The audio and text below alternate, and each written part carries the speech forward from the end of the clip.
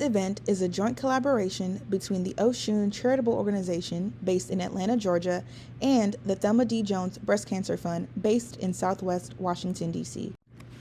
The Oshun Charitable organization provides information about ovarian cancer to Black women. The OCO's awareness campaigns partner with women in their communities to provide life-saving critical health information. While knowledge is power, they understand the systemic barriers faced within medical institutions. Their advocacy campaigns are rooted in pushing for more early detection testing of ovarian cancer. Their goal is to increase ovarian cancer awareness in the Black community. Their theory of change is rooted in education, advocacy. They believe that meeting women where they are, in their churches, community centers, or hair salons, to share critical health information could be life-saving. They also understand that information about ovarian cancer is not enough. There needs to be a diagnostic test for the disease and a larger push within the medical community to identify the symptoms of gynecological cancer. With your support, they can make late-stage diagnosis of ovarian cancer a thing of the past. For more information, you can visit oshuncharitable.org or email oshuncharitable@gmail.com, visit their Facebook page /OshunOCO, visit them on Instagram or X on OshunOCO. The Thelma D. Jones Breast Cancer Fund is a unique nonprofit grassroots organization whose mission is to advocate and improve the overall health and wellness for women and men through outreach, education, and support. They promote early detection strategies for breast health and access to the best biomedical and evidence-based complementary therapies to reduce the incidences and mortality rates of breast cancer. Their vision is to save lives and embrace and achieve a world community-free of breast cancer. They plan to realize this vision with their guiding principles. Those guiding principles include respect, collaboration, quality and patient-centered care, culturally sensitive approach, and evidence-based strategies. For more information on the Thelma D. Jones Breast Cancer Fund, you can find them at tdjbreastcancerfund.org, email thelma@tdjbreastcancerfund.org, visit their Facebook page /TDJ Breast Cancer Fund, their YouTube at TDJBCF, their Instagram at tdj.breastcancer.fund, or on X at tjbreastfund.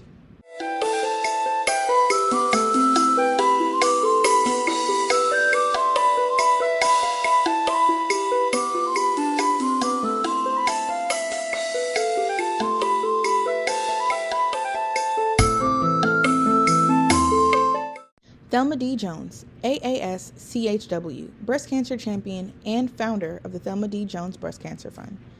Thelma D. Jones is the embodiment of advocacy and community activism and is dedicated to improving the lives of others through social justice. A recognized, thoughtful leader, she is the founder of the award-winning Thelma D. Jones Breast Cancer Fund based in Southwest D.C., where she shares the message that early detection saves lives and creates better outcomes. Her work helps to reduce the disparities in breast health while providing inspiration and hope to survivors. A 17-year breast cancer survivor, Jones brings an in-depth understanding of breast health from her extensive training in advocacy, patient navigation with a focus on integrative oncology, and as a certified community health worker. Jones has been recognized for her efforts, including the President Joseph R. Biden Presidential Lifetime Achievement Award, Mayor of D.C. Lifetime Achievement Award in Community Service, the White House Champion of Change Award, and ACSCAN State Lead Ambassador of the Year Award. She is a lifetime member of Leadership Greater Washington 2000 and serves in various leadership capacities in her Southwest D.C. community. Jones holds an AAS degree with honors from Durham College in Durham, North Carolina, Youth Entrepreneurship Certification, and a certificate in Executive Nonprofit Management from Georgetown University. Good morning again. I'm Thelma D. Jones with the Thelma D. Jones Breast Cancer Fund. Can you hear me now?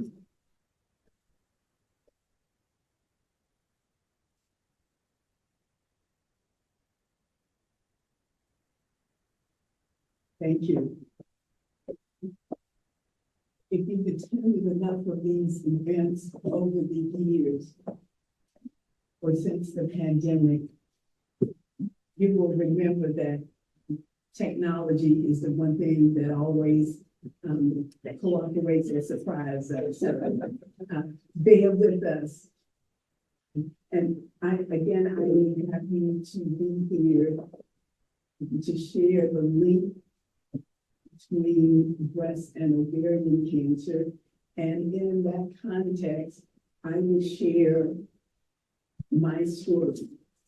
So in 2006, right after I had retired from the World Bank Group after more than 33 years, I was planning part of my retirement package to study Spanish in Santa Ana, Costa Rica for about a month, and I felt this lump.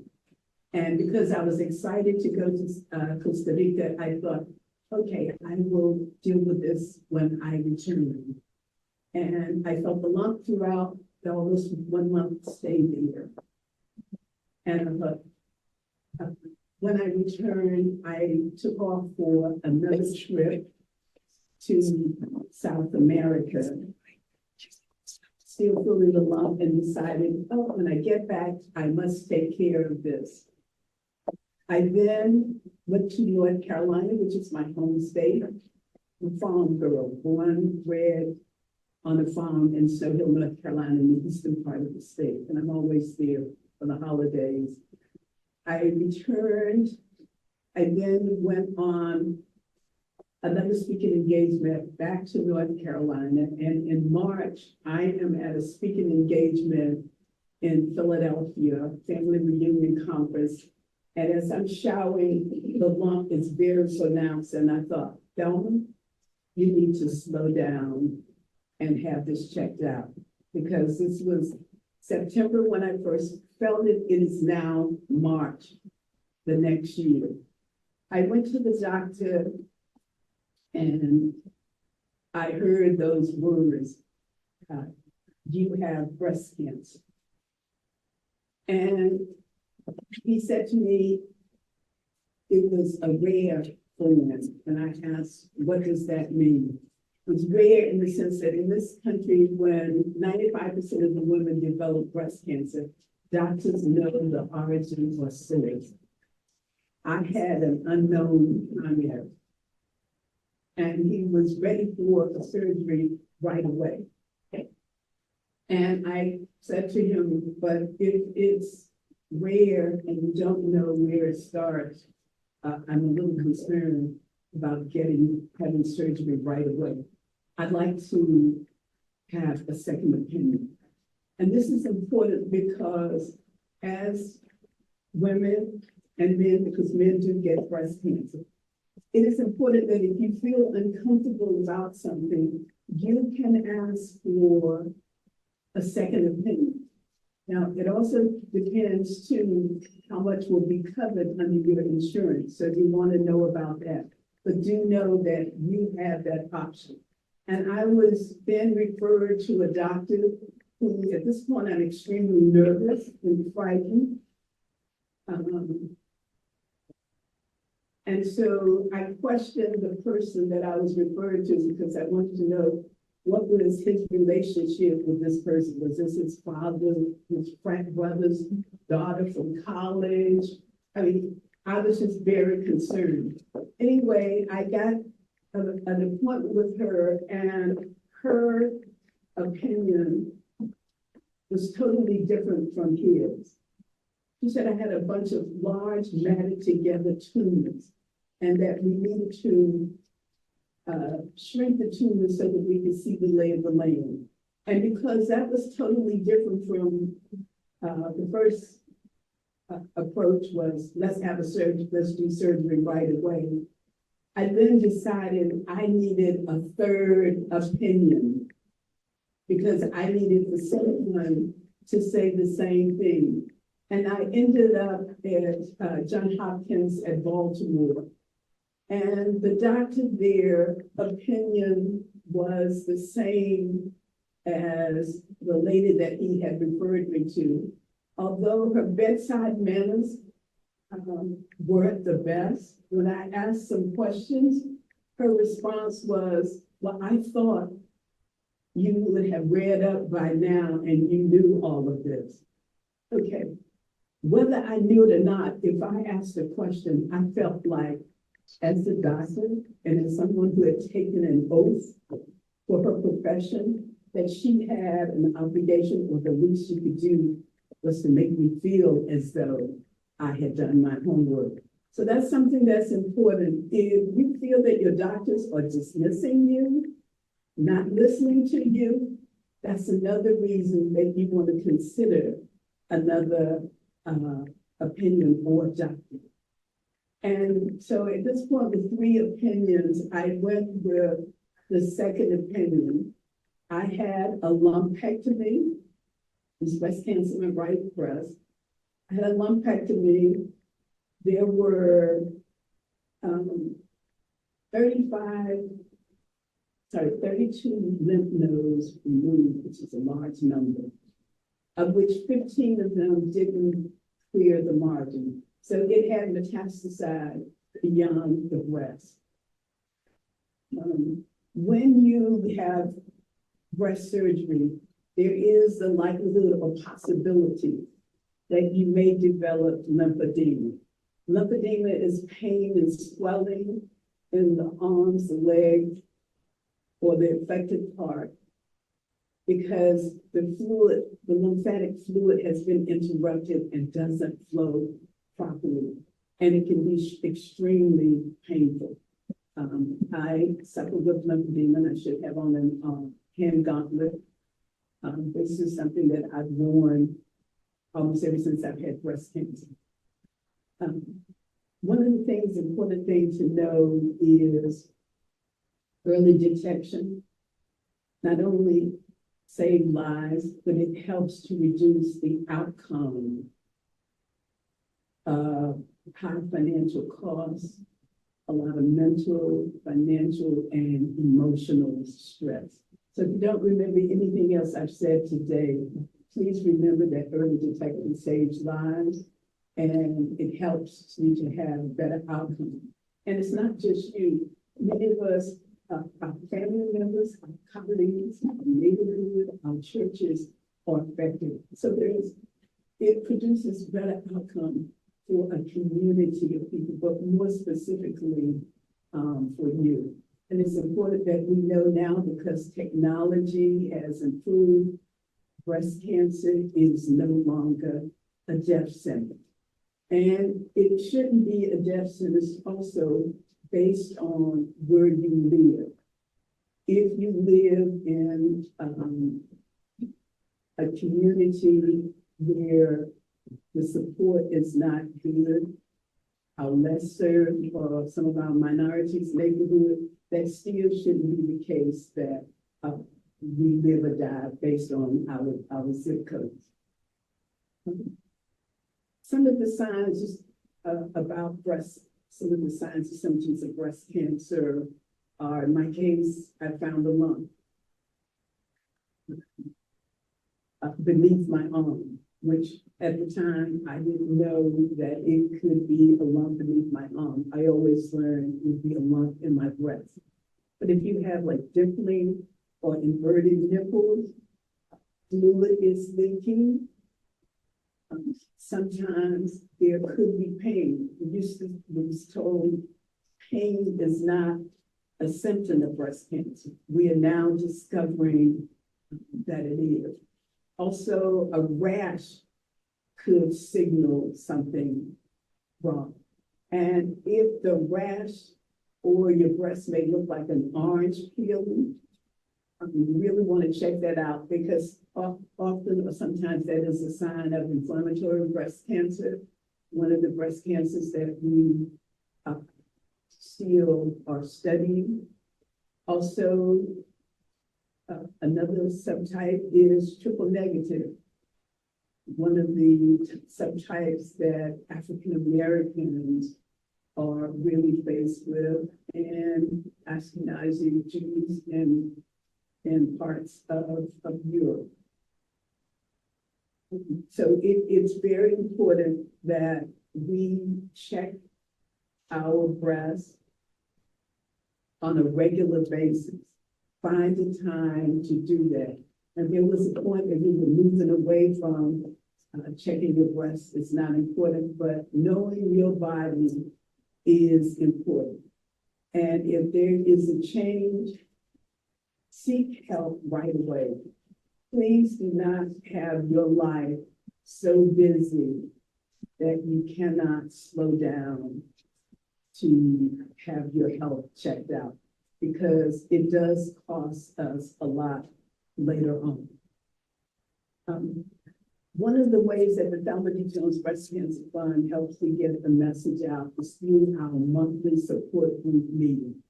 We've had a monthly support group meeting every third Wednesday, and now it is on Zoom. So we're coming up on a meeting this coming Wednesday night, part of our 14th anniversary. And I welcome you to log on Zoom, or if you want to do like I just did, come on a Southwest plane or your friends and come down. We will be happy to welcome you. So we've had that support group meeting where we invite in some of the best speakers in the nation. And I am not exaggerating at all. And we talk about every stage of breast cancer, subtype. We talk about physical activities, nutrition, basically survivorship, caretaking, you name it. Basically, every facet of breast cancer we have covered during our meeting. And I understand that I love to talk about breast cancer.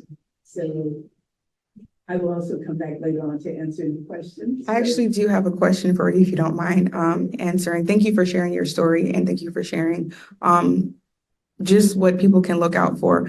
Based on your specific role in the fight against breast cancer, what is one piece of practical advice would you give to someone who's recently diagnosed with breast cancer? That's a good question. I would say to the person that breast cancer is not a death sentence. And technology advancements have changed tremendously. So please make sure that you have a good relationship and conversation with your medical team, and always go in prepared to ask questions, because their time is so short that you may forget to ask something, and they're standing with their hands on the door and they have left and you haven't answered your question.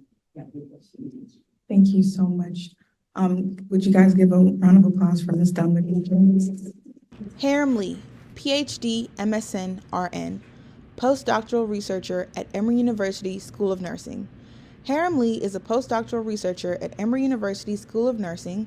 She received her Ph.D. degree in nursing at Emory and a bachelor's and master's degree in nursing at Seoul National University in South Korea. She worked as an oncology nurse at a gynecological inpatient unit, providing care for more than 10,000 women with any types of gynecologic cancer at different phases of illness. As a researcher, she has been studying cancer survivorship, palliative care with a focus on sexual health, and symptom management to improve the quality of life among cancer survivors, including women and older adults. Thank you again for coming to this event on the Saturday morning. So I'm Haerim Lee. I'm gonna briefly talk about the shared risk between ovarian and breast cancer. So why are we talking about both breast cancer and ovarian cancer at the same time? This is because they share a common risk factor, gene mutations.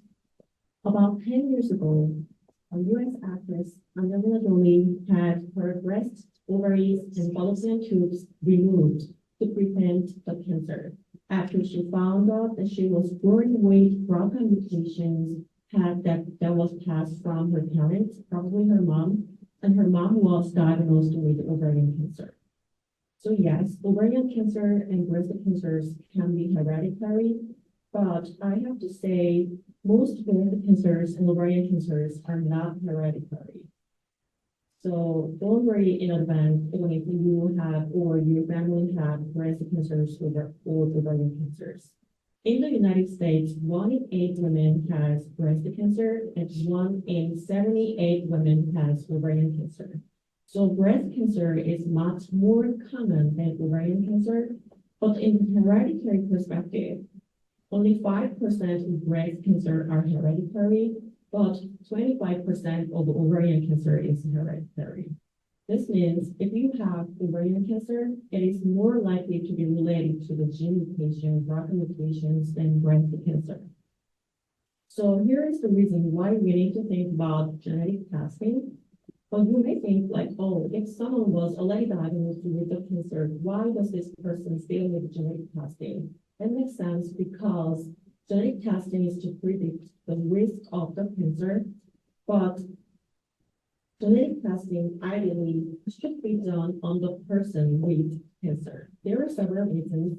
First of all, we want to know if the person has a higher risk of secondary cancer or the same cancer on the other side.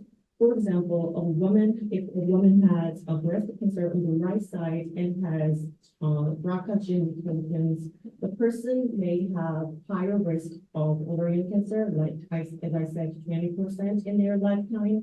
And also the breast cancer may develop on the other side. Also, we wonder if the person can be treated with the targeted therapy like PARP inhibitors. So research has shown that patients with BRCA gene mutations can benefit from this treatment because this treatment can reduce the risk of recurrence and increase the survival rates. Also for your family, especially for your children. So we want to know our children's risk of cancer. So genetic testing is meaningful, but still genetic testing is not always clear about what it means for the risk of cancer. This is because you might have a gene change that is related to the risk of cancer, but hasn't been discovered yet. Or your test might find a gene change that the doctor is not certain about. In this case, genetic testing may not be that useful, but what is very clear is that BRCA gene mutation increases the risk of cancer, especially breast cancer and ovarian cancer. So studies have found that if a woman has BRCA gene mutations, she has about 70% chance of getting breast cancer and 50% chance of getting ovarian cancer in their life. This is really huge. So if you carry BRCA mutations, you will have to do regular physical exam and mammograms to detect early stage breast cancer as soon as possible, because early stage breast cancer has higher survival rates. It's almost 99%. But unfortunately, there is no effective screening to detect ovarian cancer. So someone may say like, oh, I've heard about transvaginal ultrasonography or CA125. Yes, these tests are useful to diagnose ovarian cancer, but these tests are not screening, like mammogram for breast cancer or pap smear for cervical cancer. So actually studies have compared to two groups. One group included women who had these tests regularly every 3 months, and the other group included women who did not. And they found no difference in detecting early stage ovarian cancer. So this means these tests are not effective to detect early stage ovarian cancer. And further, ovarian cancer develops all of a sudden and grows really fast.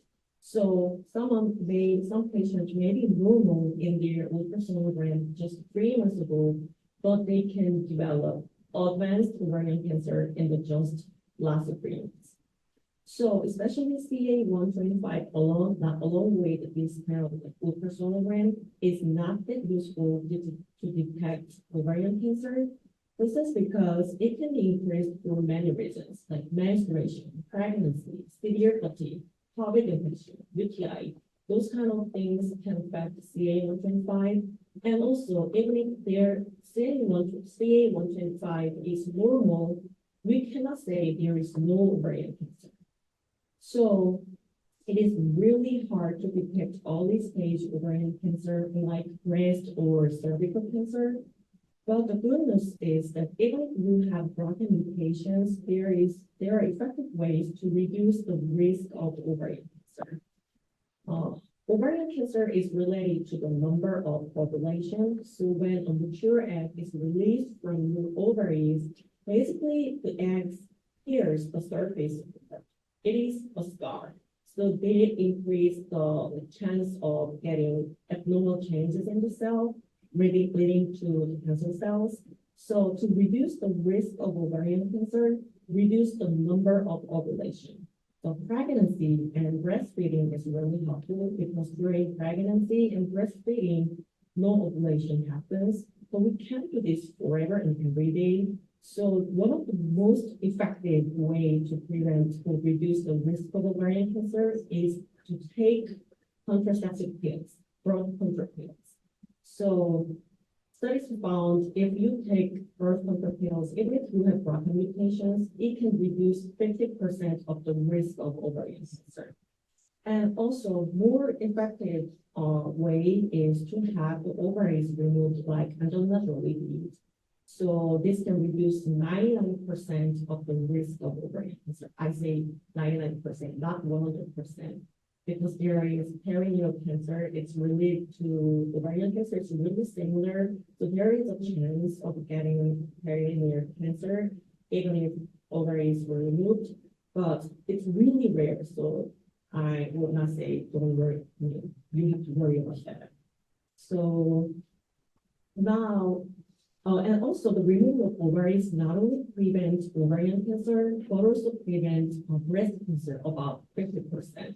So if you have BRCA mutations and if you have family members who have BRCA mutations, you should consider this and should discuss with your doctor. And so now you know how to prevent ovarian cancer, even if you carry BRCA mutations, or whether or not you develop cancer or not. If you have BRCA mutations, there is a 50-50 chance of passing the gene onto your sons or daughters. So you'll have to be prepared to tell your children. So what I want to emphasize here is that it's okay to take some time for yourself to process the emotions.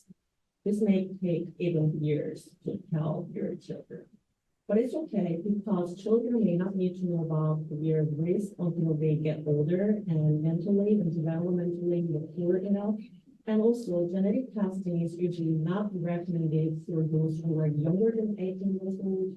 And also, breast cancer screening and examination does not begin until the age of 25 and also even later for ovarian cancer. So you can have some time before you tell the children. And when you and your children are ready, maybe they are 20 years old or older, it's important for you to have 10 copies of resources so that they can have some time to process the information on their own. And also, please not to convey a message like, oh, I have complete solutions to get your ovaries removed, something like that. It is really overwhelming. So instead, you may want to say like, oh, let's set up an appointment with a specialist in this area, like gynecologist or genetic counselor, that could start with step by step. And lastly, do your best to establish safety and openness so your children can feel comfortable with revisiting the conversation, express their feelings or fears or emotions they may have. So this is all I put here. Thank you.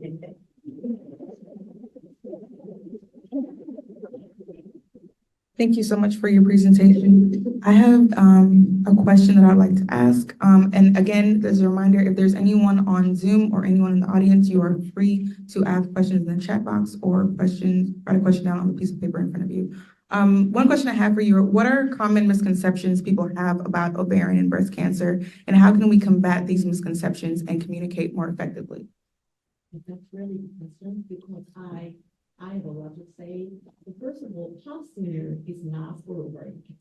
So whenever I meet a patient, they say, like, I did all examination for my gynecological cancers, but they say, like, I did pap smear. That's only for cervical cancer. So for ovarian cancer, we have to do a transvaginal ultrasonography.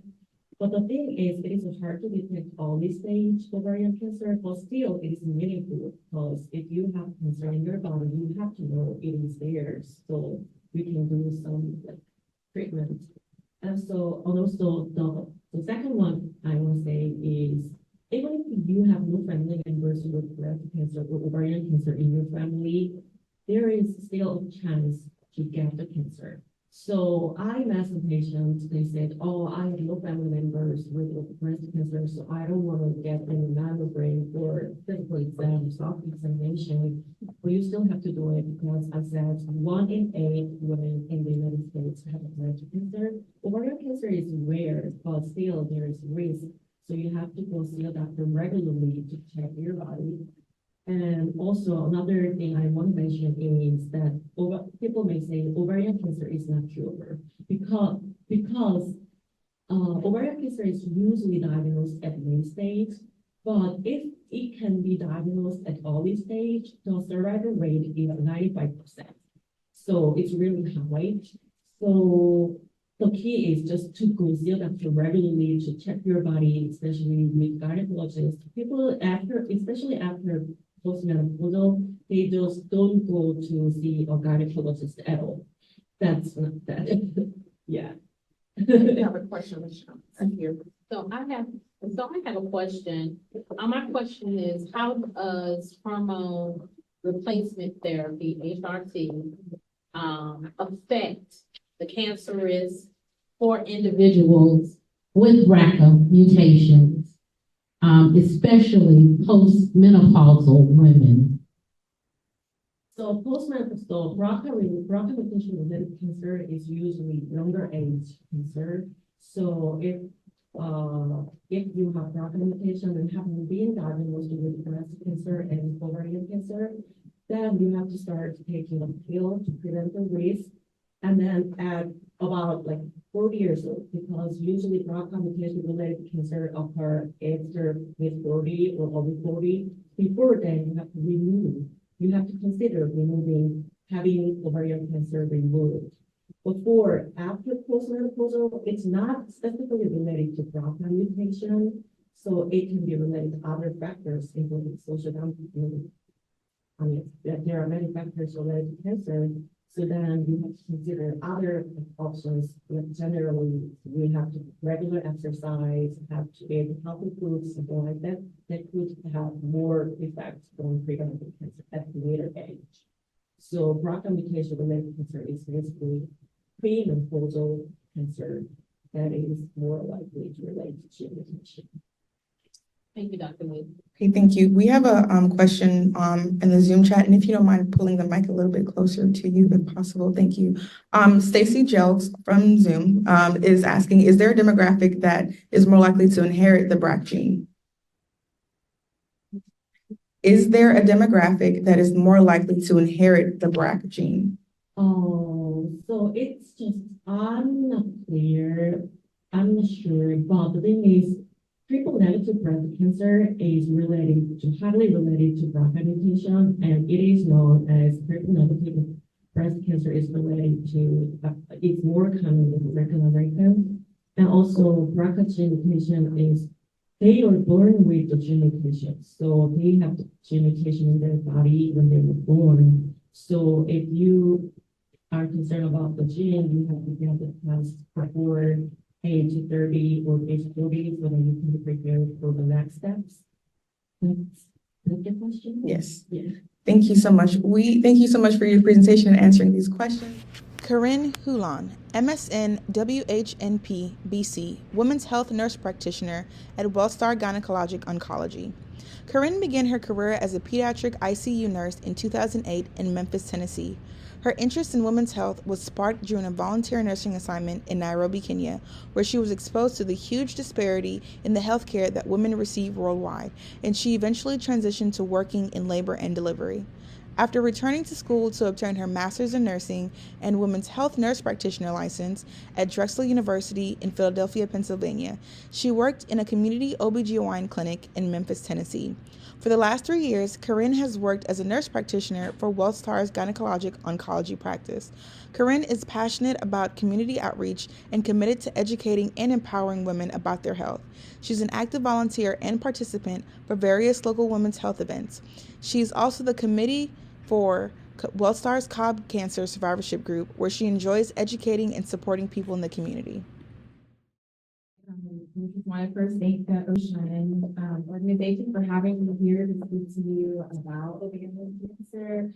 I know that Lashana already gave my professional introduction, and you know that I am a women's health nurse practitioner, and I specialize with gynecologic oncology. So I treat women's cancer, and I do that through Hulon. A little bit more of my personal link to ovarian cancer. This is my grandmother, my maternal grandmother. And that's me and my little sister with her. But she had ovarian cancer in the early 90s, or 1990. And she has a bit of a classical story for ovarian cancer. So she was having several months, maybe years of symptoms that she was going to just her family doctor for.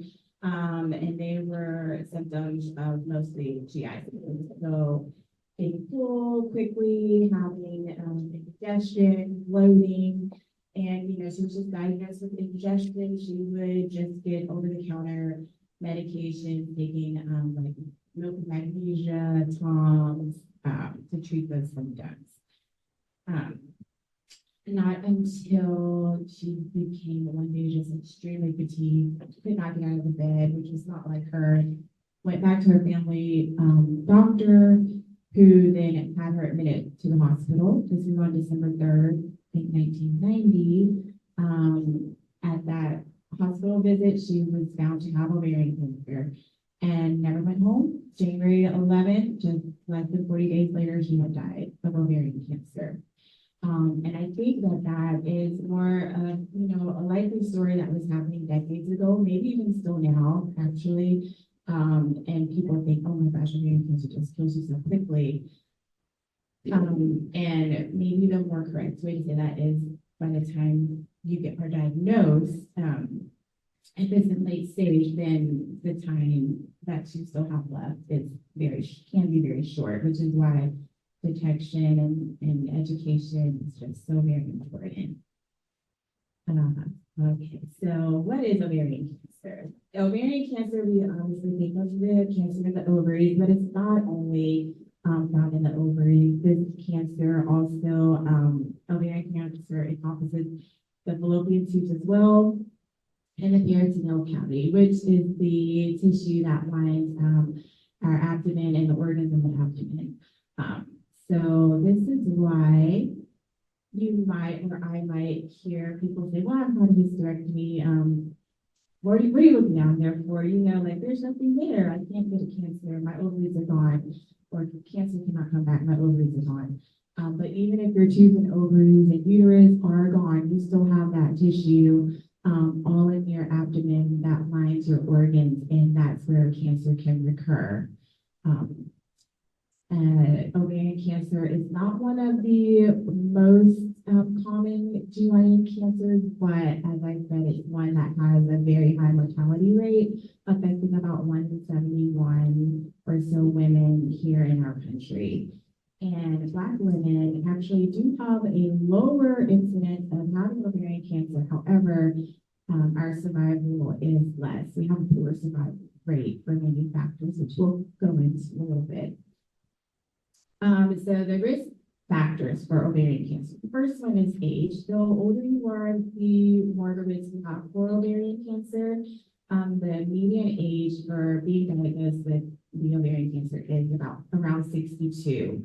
Another risk is never being pregnant or having a low number of pregnancies or infertility. Also early menarche and late menopause, which means starting your period at a younger age, like maybe 9, 12 or 13, and then having late menopause, which the average age of menopause is 52. But some women go on to have cycles until 55, 56. That just gives you more exposure to ovulating, which has to be, I found a link between ovarian cancer, which is why, like Dr. Haerim Lee was saying, birth control pills, pregnancy, breastfeeding, all these things stop your ovulating, which gives you more time that your body is not exposed to that. And we will see an inverse relationship with ovarian cancer.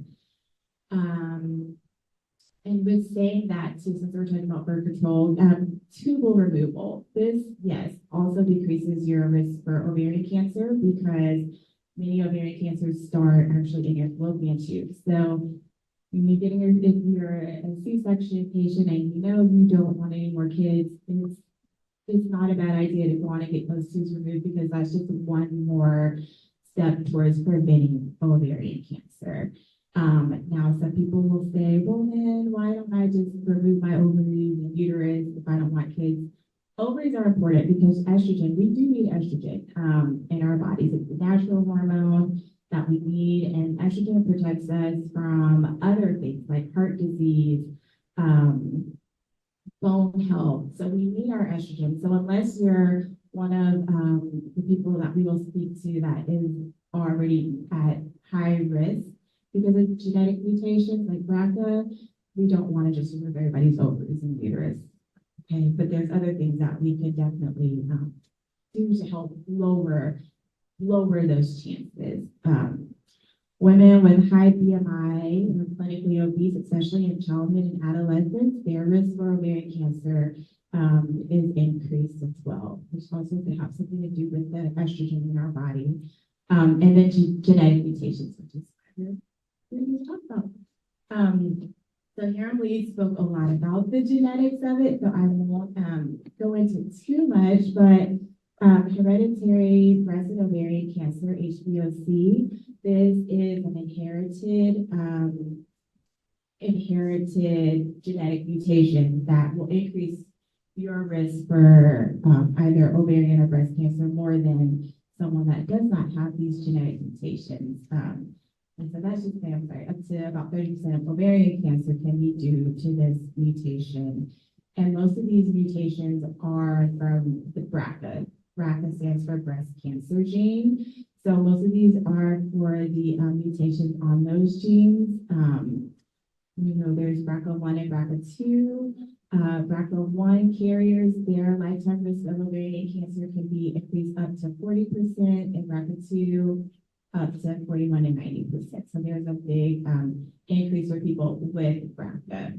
However, most ovarian cancers are not due to genetic mutations. So most of the ovarian cancers that we see, there will be no BRCA mutations, no Lynch syndrome, which is another genetic mutation that increases your risk for a lot of cancers, including colon, prostate, ovarian, endometrial, pancreas.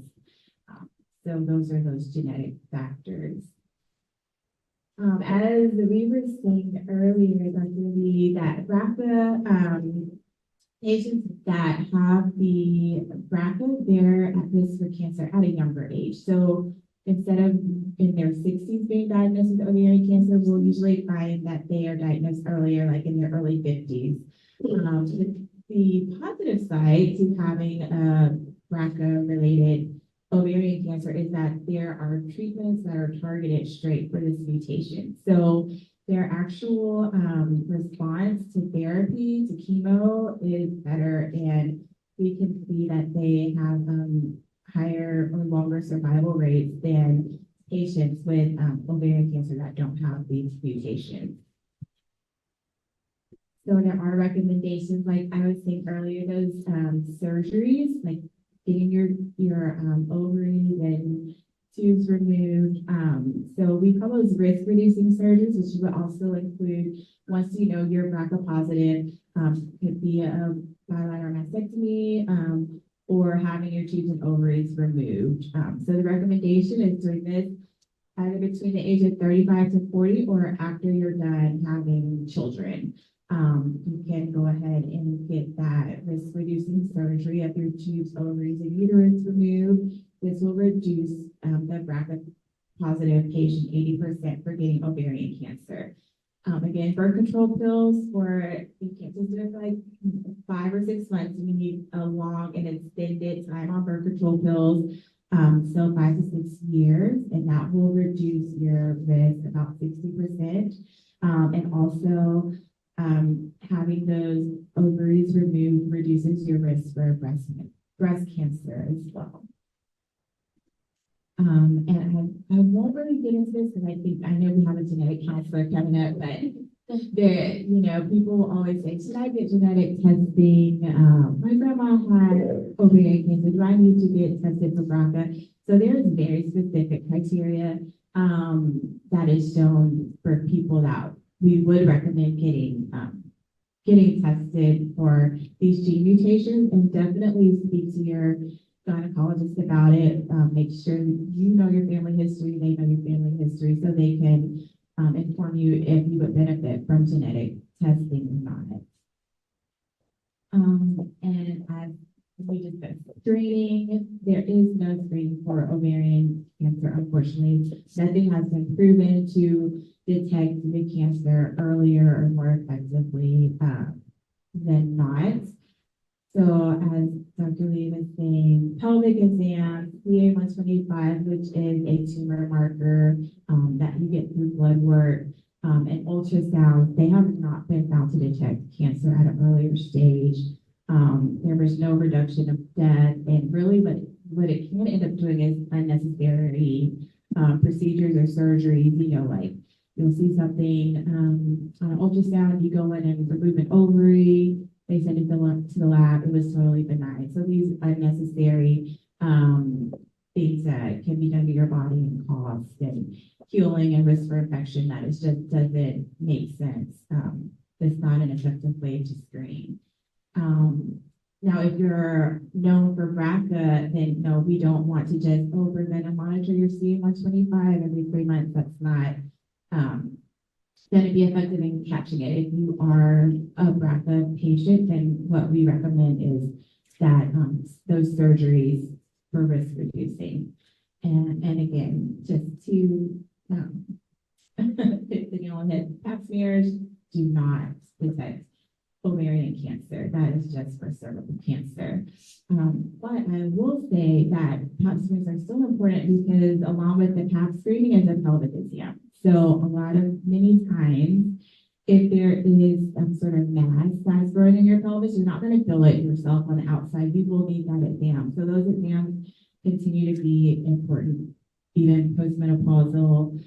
If you're not sexually active, you still need, or even if you've had a hysterectomy, you still need to get those exams done. So the signs and symptoms of the ovarian cancer, as we know, it has been called the silent killer, because the symptoms can many times just be very non-specific, or exhibit as something that's going on with your stomach or your urinary tract. So you've got the abdominal pain and pelvic pain, indigestion, constipation, cramping or pain in your rectal area, pelvic fullness or pressure. I've definitely had patients that say they just felt pressure down in their pelvis. They felt like they had to go to the bathroom a lot. They thought they had a UTI that they just weren't getting rid of because they constantly had to pee or it was hurting. Becoming full quickly. You eat and you're full, like you have half a sandwich and your appetite is full, which is not your norm. So becoming full, bloated, and then yes, a mass. So if you feel something, you definitely need to get that checked out. Or you lay down and you look at your stomach and like you see a little lump on one side. Those are definitely signs. The mass is definitely a late sign. If it's gotten that large, that you definitely need to go in and stop. So if those symptoms are lasting for, there is happening every day for a few weeks, you need to go on and get checked out. Along with that, you just need to stay current with your normal doctors anyhow, because a lot of times these cancers are found by doctors that are not your gynecologists, because those are the doctors that maybe you see more frequently and they notice things, or you feel more comfortable telling them some symptoms that you have kind of brushed off and they're like, let's see, I that's really what's going on. Let's look a little further. So you still want to, you just want to stay current with all of your health care. And like I said, those pelvic exams are important. And on the other hand, some family physicians do not do pelvic exams, so we still definitely need to have our gynecologist. And so the most important thing I say, advocate for yourself. Like Ms. Thelma was saying, know your body, know what's normal for you, so that when something changes, you can take note and notice that. It's important to know your family history because there is definitely a familiar link. So you need to know your grandparents' history, your parents' history, if you can, your aunts, uncles, because there are other cancers that can be related, like with Lynch, like pancreas, colon cancer. And find someone, again, like Ms. Thelma was saying, someone that's going to listen. If you feel like you're being dismissed, then you need to speak to someone else. Document. So when you are having symptoms that are strange and you're like, this is weird, I've been treated for this UTI for the past 3 months, it just keeps coming back, where I can't eat like I used to eat. You need to kind of take note of that if you want to put symptoms in your phone or just on your calendar, but that way when you do come in to the doctor, you have a timeline and you're not just like, yeah, it's been a minute, I haven't been able to eat, but you can be more specific and tell them the symptoms that you're having. This really helps with the knowing how to work you up and knowing what to look for than just the generalized, I just don't feel good. So that's really important. And also, like Thelma said, you can always get a second, even a third opinion if you don't feel like you're being heard or taken seriously, or their explanation just is not, it doesn't sit well with you. It's okay to go get a second opinion, and they may say the same exact thing, and then you might feel at rest, or they may have something totally different to say.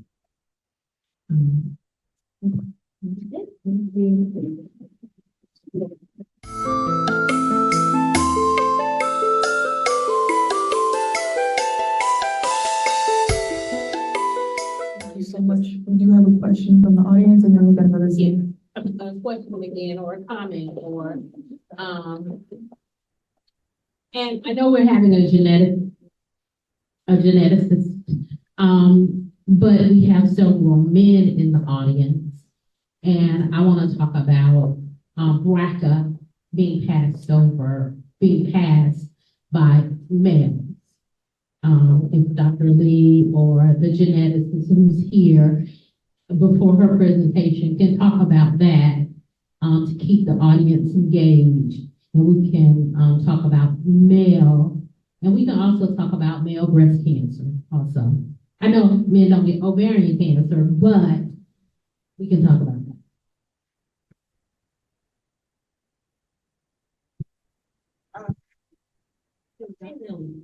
BRCA mutation, if some or male has BRCA mutation, it is related to prostate cancer, pancreas cancer, colon cancer as well.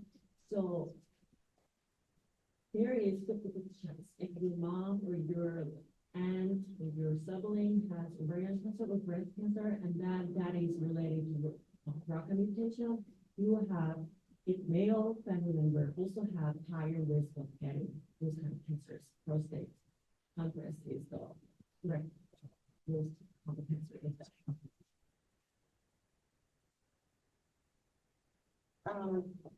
Jamie, did you want to say something? I can talk don't about want to ending take away on it from when your I do my presentation. head exam for sure.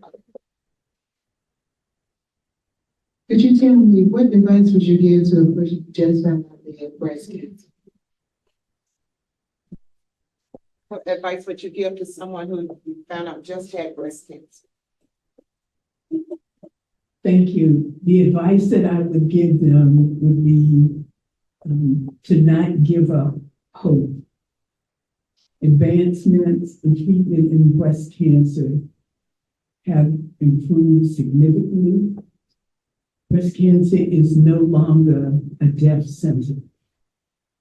I would also ask them to reach out for resources wherever they are, they can always call the Thelma D. Jones Breast Cancer Fund. We have a lot of resources to share, and we're connected to a wonderful pool of experts throughout the United States and even abroad.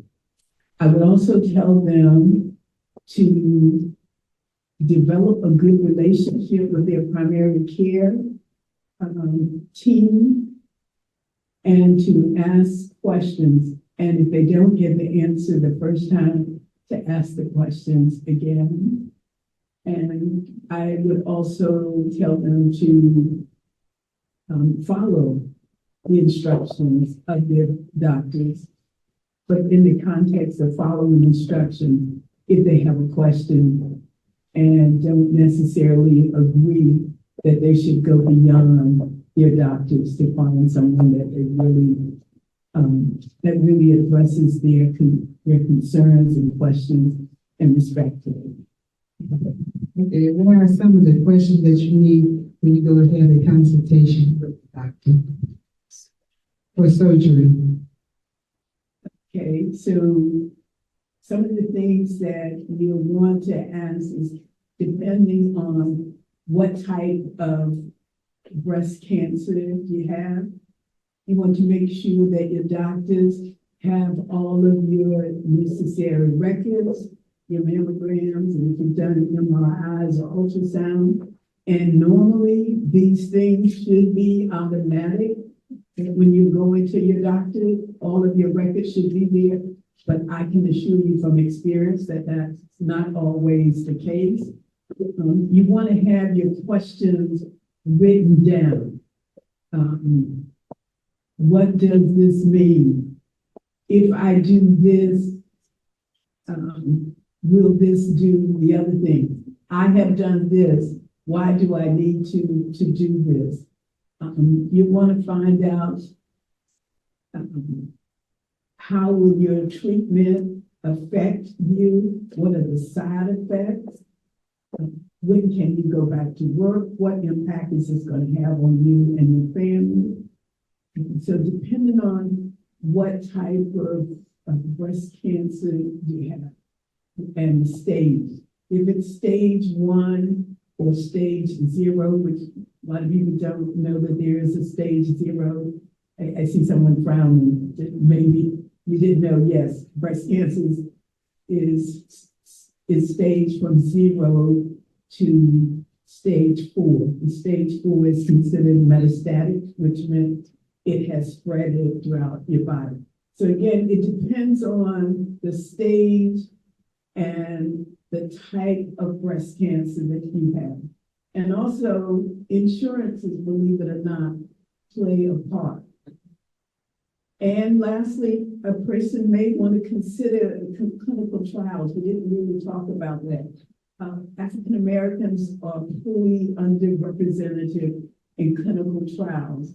And we are being treated by trials that have been done by other populations and or ethnicities. And what's good for the goose is not always good for the gander. So I would encourage you or a new person to consider not only clinical trials, but studies. And I have a couple of flyers about different studies that we can participate in. We need to have our voices and presence included in trials and studies. Thank you very much. Good morning to all of you, and thank you for your in-depth and interesting presentations. This question is for Dr. Lee. Are you familiar with other genetic mutations that are highly correlated with breast cancer other than BRCA? And specifically, could you speak to lifermeaning? I don't know how to spell it. Lifermeaning mutation? Lee-Fraumeni syndrome. Yes, okay, thank you. Yeah. I don't know how to spell it or pronounce it. That's not part of the presentation. I can speak to it, but Here, would you like to take her? Yeah, so sure. I don't think, A lot of the genetic questions, I'm almost thinking Jamie's gonna cover that. well, I can wait. Yeah, I'm not gonna cover that specifically. I don't know if you have a specific question about the Ovarian syndrome. Well, I have a relative who, primary relative who has it. Okay. And we were tested, myself, her brother, her dad, Mhm. my daughter. Right, And, it's highly correlated, not so much with breast cancer, but she had two primary, right. uh, Yeah, so just for everyone else in the audience who's not familiar with genetic conditions outside of like the BRCA genes, and just to talk a little bit more about that, there are many different inherited genes that can increase someone's chances of cancers. Some are more common than others. The BRCA genes are the most common genetic cause of breast cancer, if there is a genetic cause. Lee-Brown-Meany syndrome is when there's a mutation in a different gene called the TP53 gene. It's much more rare in like this general population, but it does happen. And those folks have a very high risk of developing more than one cancer in their life, such as multiple breast cancers, really young breast cancer, and just more rare cancers in various areas of the body, such as sarcomas, brain tumors, that type of thing.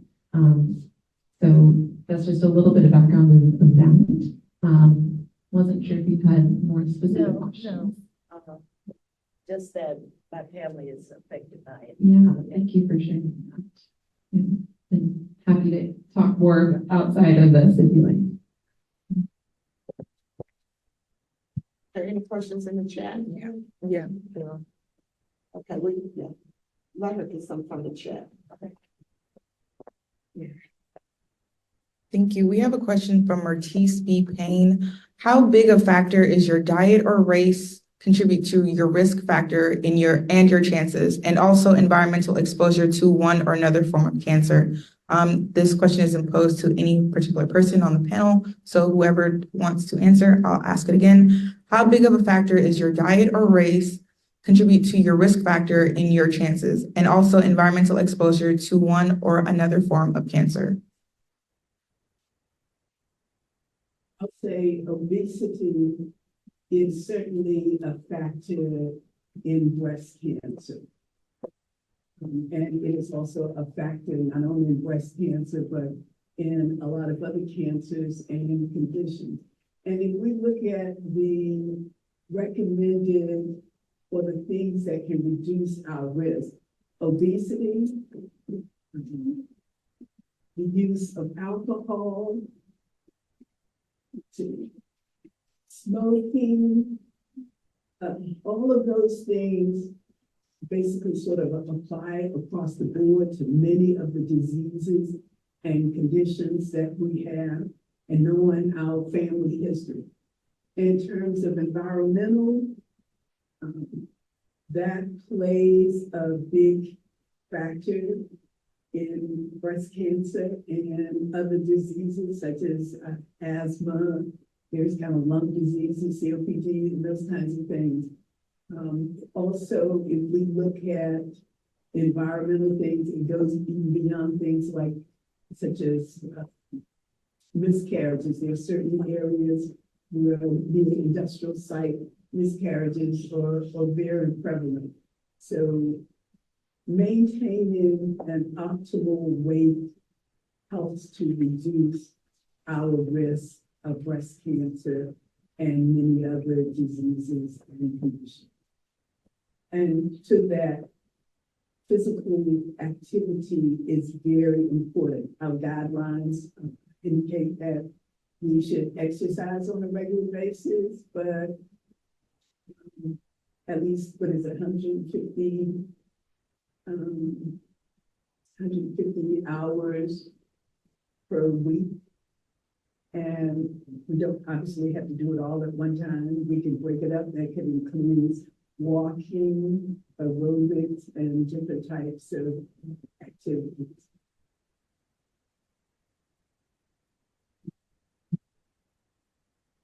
I'll agree with that. Obesity and the ovarian cancer. So I will say that Probably the majority of at least my Black patients with ovarian cancer are obese. So that is definitely a common factor. And of course, with obesity comes those other comorbidities like hypertension, diabetes, cholesterol, overall factors that influence health. Also, though, if you are diagnosed with cancer, it is important. The nutrition, exercise, and overall fitness really has a big, kind of a big predictor of how well you handle your treatment, like chemo and radiation for other types of cancer. But overall, going into treatment and otherwise good health, other than your cancer, really does help you get through that treatment too. Okay, thank you so much. So race, I don't think race is the risk factor. Racism is the risk factor. So, I mean, skin color does not affect the risk of cancer. So how we can be created by the healthcare system and how we can access the healthcare system, that affects our cancer risk. So please, I mean, I'm the same. So, okay, that's what I want to add. Thank you, Dr. Lee. Thank you to all of our panelists. We appreciate your information.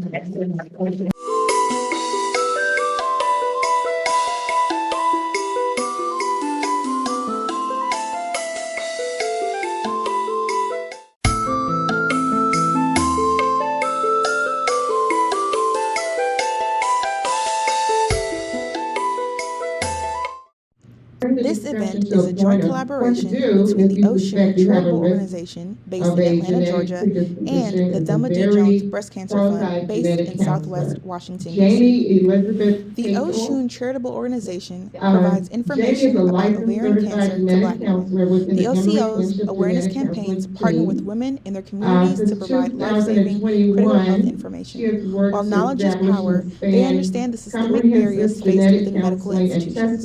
Their adequacy campaigns are rooted in pushing for more early detection testing of ovarian cancer. Their goal is to increase ovarian cancer awareness in the Black community. Their theory of change is rooted in education and advocacy. They believe that meeting women where they are, in their churches, community centers, or hair salons, to share critical health information could be life-saving. They also understand that information about ovarian cancer is not enough. There needs to be a diagnostic test for the disease and a larger push within the medical community to identify the symptoms of gynecological cancer. With your support, they can make late-stage diagnosis of ovarian cancer a thing of the past.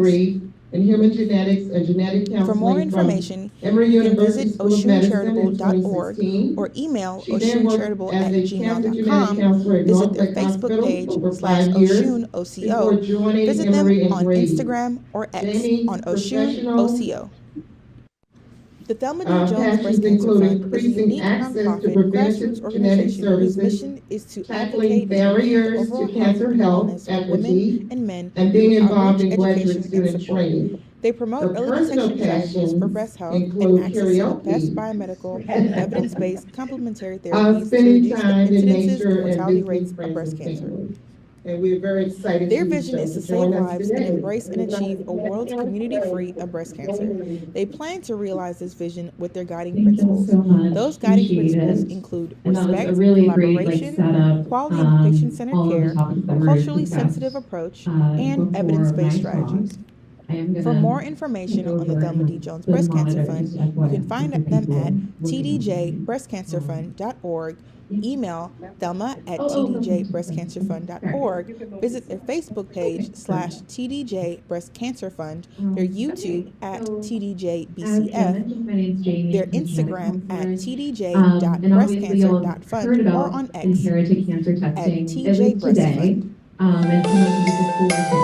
So I'm going to go into more detail and different questions. Feel free to shout out any questions. I like to make things conversational as possible. So I don't have any compensation to disclose. And Thelma first, D. I just wanted Jones, to give a little bit of AAS context of CHW, what are breast the cancer three main champion causes and founder of of the cancer. Thelma D. Jones Breast Cancer And Fund. how does that tie into Thelma breast D. and Jones ovarian is the cancer? embodiment of We've already advocacy discussed and this community hit at length, activism and is but dedicated to large improving the lives of majority of others breast through and social ovarian justice. cancer is not A recognized, inherited thoughtful or leader, due she is the to founder of the something that is award-winning passed Thelma down D. in Jones Breast family. Cancer Fund, The large based in majority of Southwest cancers are due DC, to where an she shares the accumulation message of that many early different detection saves lives environmental and creates better exposures, outcomes. stressors, Her work helps to reduce the things that disparities we in breast incur health over while our providing lives, inspiration and hope after to we're survivors. born. A That could be 17-year breast anything cancer from what we survivor, consume in our Jones brings diet, an what in-depth we are understanding exposed of to breast as far health as from her cancer-causing extensive training in chemicals advocacy, that we patient may know or navigation, not with a know we're focus on exposed to integrative over our lives, oncology, as well and as as a certified aging. community health worker. Other risk Jones has factors been might recognized for her include, efforts, including the history of President Joseph smoking R. Biden or heavy Presidential Lifetime alcohol Achievement use. Award, These things that we Mayor of can DC modify, but Lifetime there are Achievement some Award in environmental Community factors Service, that we the can't White House control. Champion of Change Award, and So really, the minority ACSCAN of State cancers are Lead Ambassador of the hereditary. Year Only Award. 5 to She is a 10% of lifetime breast member of cancers Leadership are due to Greater something that's Washington passed down in the 2000 family, like a and gene. serves in various We see that leadership capacities in her number Southwest DC increase with community. ovarian cancer. Jones holds an Approximately AS degree with honors from 20% or Durham so of College in ovarian Durham, North cancers are Carolina, due to a Youth hereditary Entrepreneurship cause. Certification, and a And certificate there in is a Executive type Nonprofit of Management cancer I wanted from to Georgetown also University. emphasize that we call familial cancer.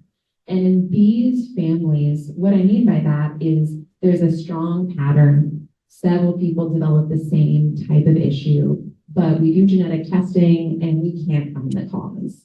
And that could be due to the fact that we don't know enough about what causes cancer genetically, or there's a combination of genetic and shared environmental factors.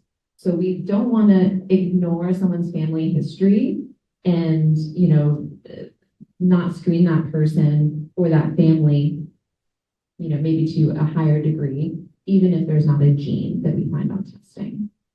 Okay.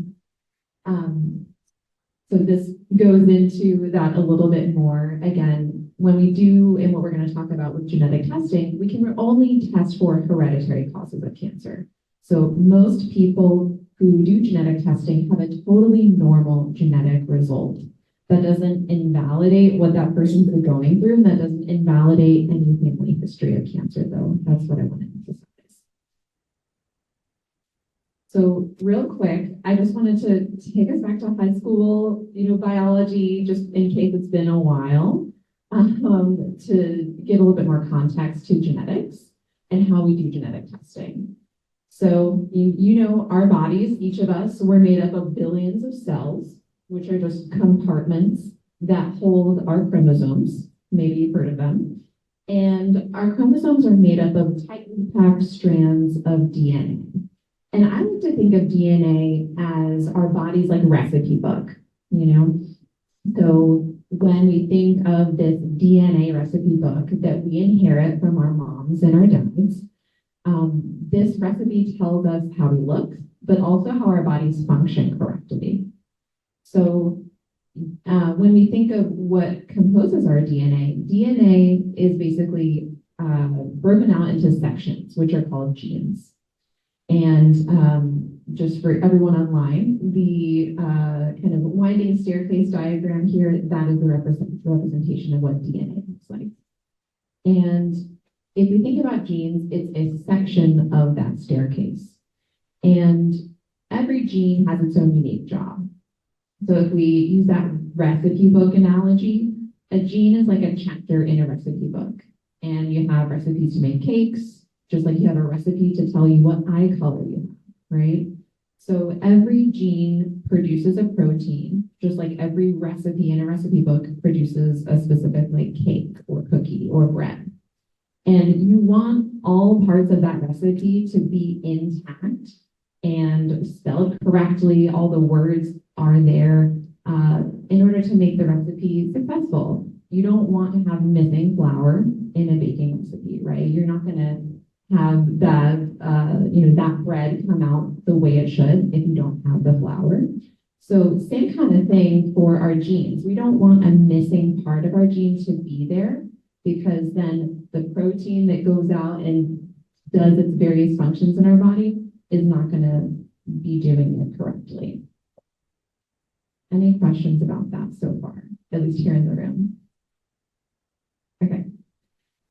So a little bit more about how this relates to genetic testing. So we all have thousands of genes.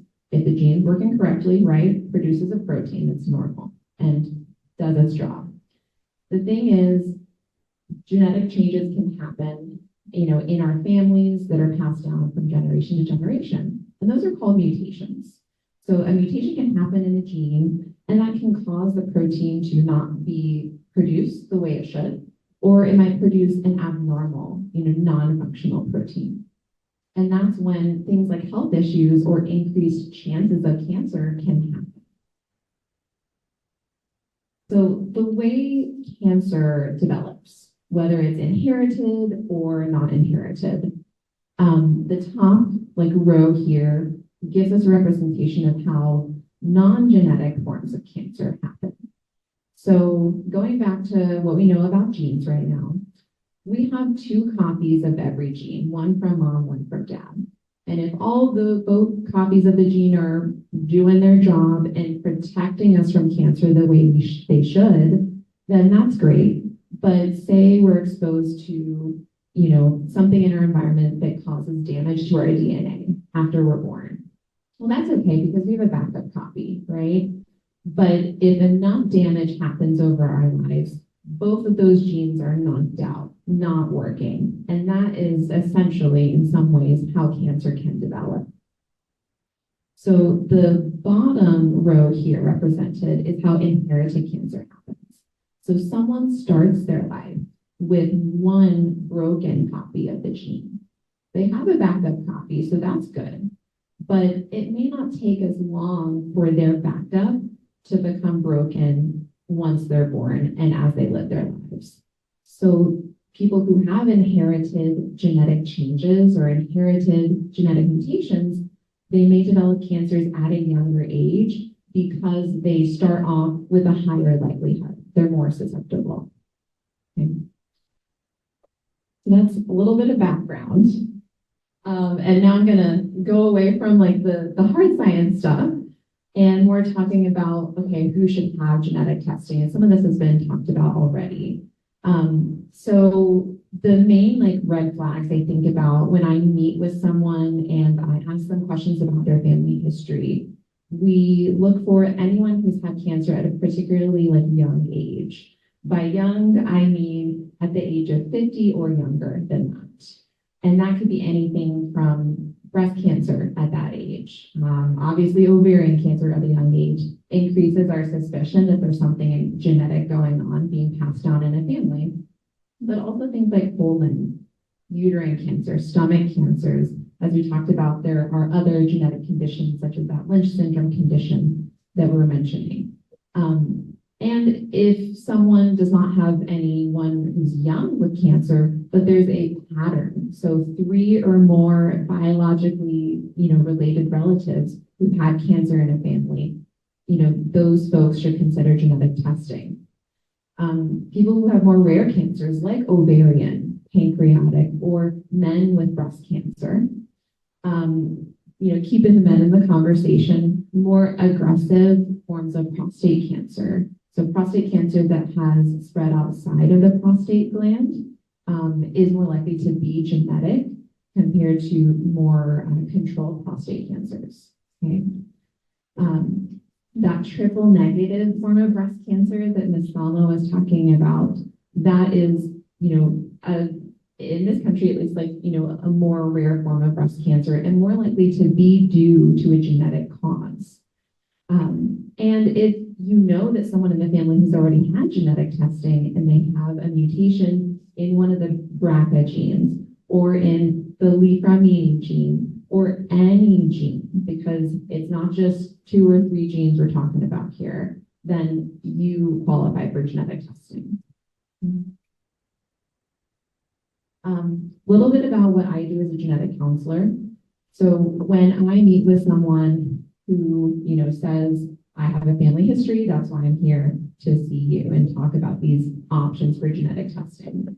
What I do is I gather a very detailed medical history from that person, and I ask them about their parents, their grandparents, their children, cousins, not just the close family, And whatever someone knows is what we got to work with, because I meet with a lot of people. Most people don't know everything about their family history, and that's okay.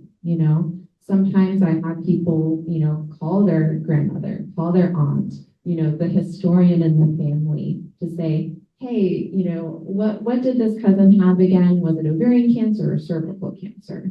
So we kind of it's a team effort to try to get to the bottom of what's going on in the family and kind of open up those communications if people are open to that. So that's the first step, is gathering that information. Second, then we look at a family history that I kind of draw out, and we talk about how likely or unlikely is it that there's something genetic being passed on in the family. Is there a pattern? We, of course, talk about genetic testing options, and I, give them that DNA diagram and explain that, because not everyone knows everything about DNA or doesn't talk about it every day of their life. And then if someone's interested in genetic testing, after we talk about how we can use those results, we, facilitate that and communicate those results to the patient and the family. And I'm going to talk a little bit about how we use this information. Before I do that, just want to emphasize that these genes and how they're inherited, as we were talking about, it can be through either the mom or dad in a family. Men and women have these cancer protection genes that we're talking about, and mom or dad could pass it on to son or daughter. Does not discriminate whether you have an XX chromosome or an XY chromosome, okay? And what we were talking about earlier, we talked a lot about BRCA, but you had a really great question about what other genes are out there. And I just want to use this slide to emphasize that there are over 70, really over 90 different unique genes that are associated with an inherited risk for cancers. And there are a dozen or more different cancers that can be due to an inherited cause. So it's not just breast and ovarian cancer. Obviously, that's the thing we are focusing on today. But there are many different things. And so when I meet with someone, I help them come to a decision of what is the best test for them. If there is a wide variety of cancers in a family, or if they just want to know, am I at risk for any type of inherited cancer? We do, a very comprehensive test. If we've identified something already in the family and they're like, I only want to know about that one thing, then we look at just one gene. So it's really personalized depending on what that person wants and what their family history looks like. Some people have questions about cost, turnaround time. How do you do the test? Does it hurt?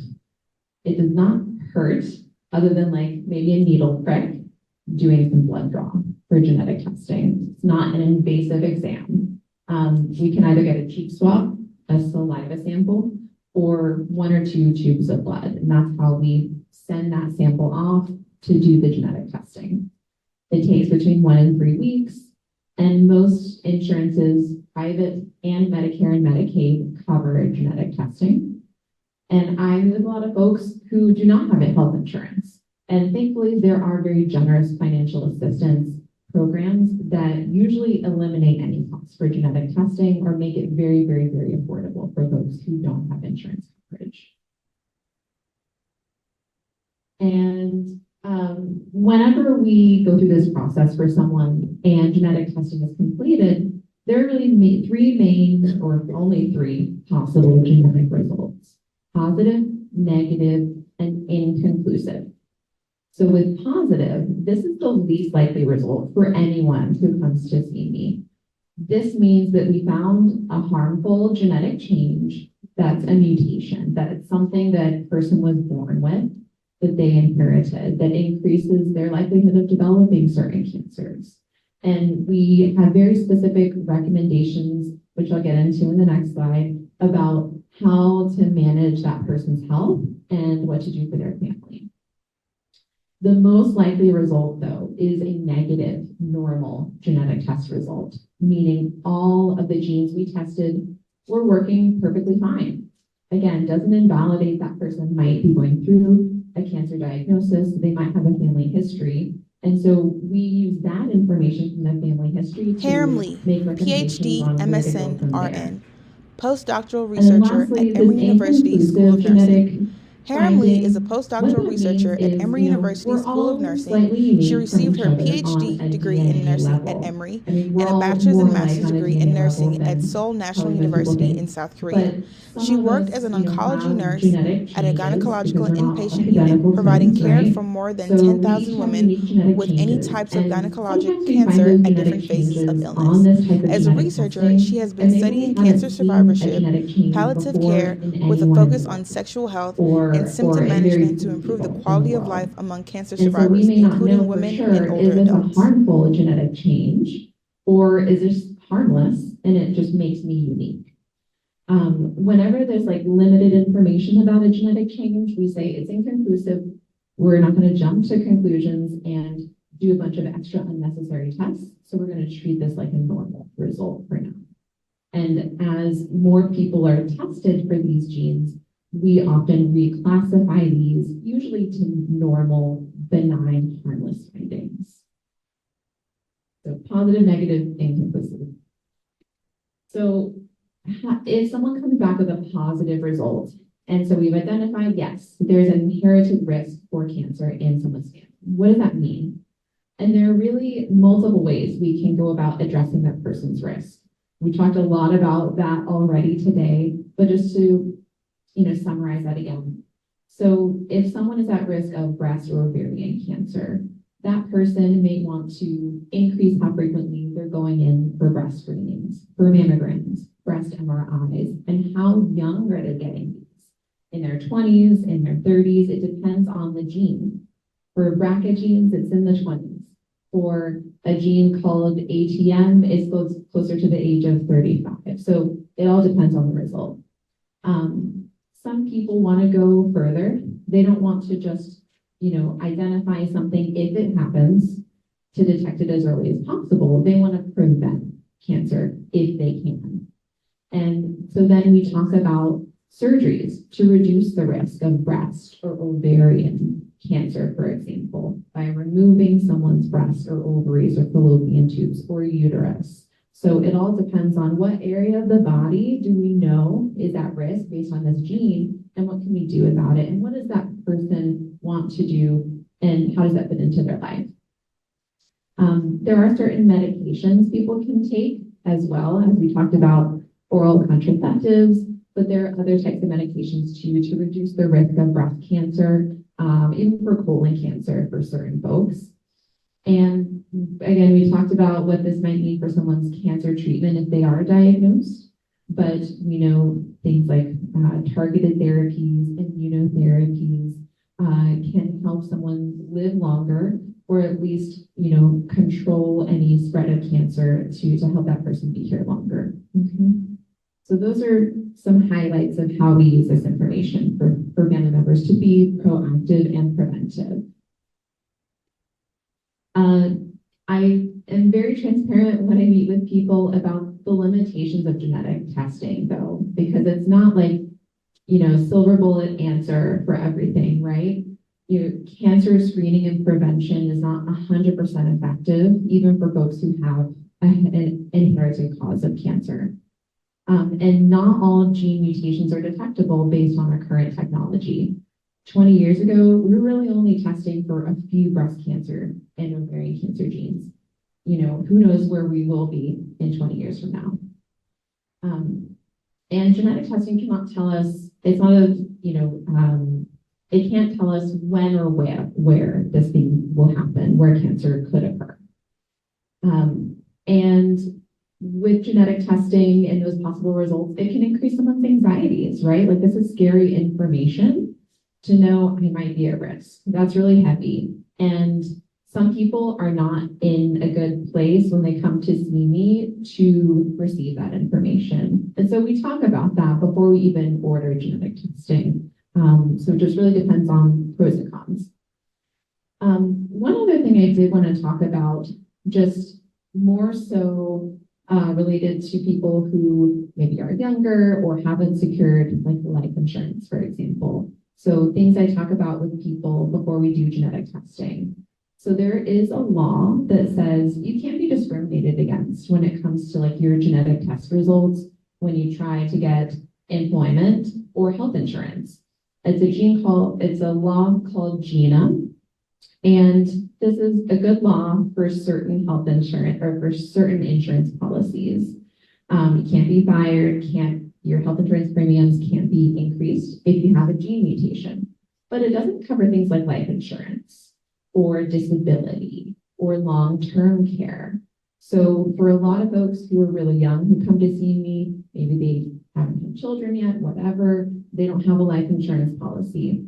You know, some people might want to consider getting that policy in place before they move forward with testing to make sure they're covered, and then they can get the information afterwards. So one of the takeaways I want to just emphasize before I finish is genetic testing is a personal choice, right?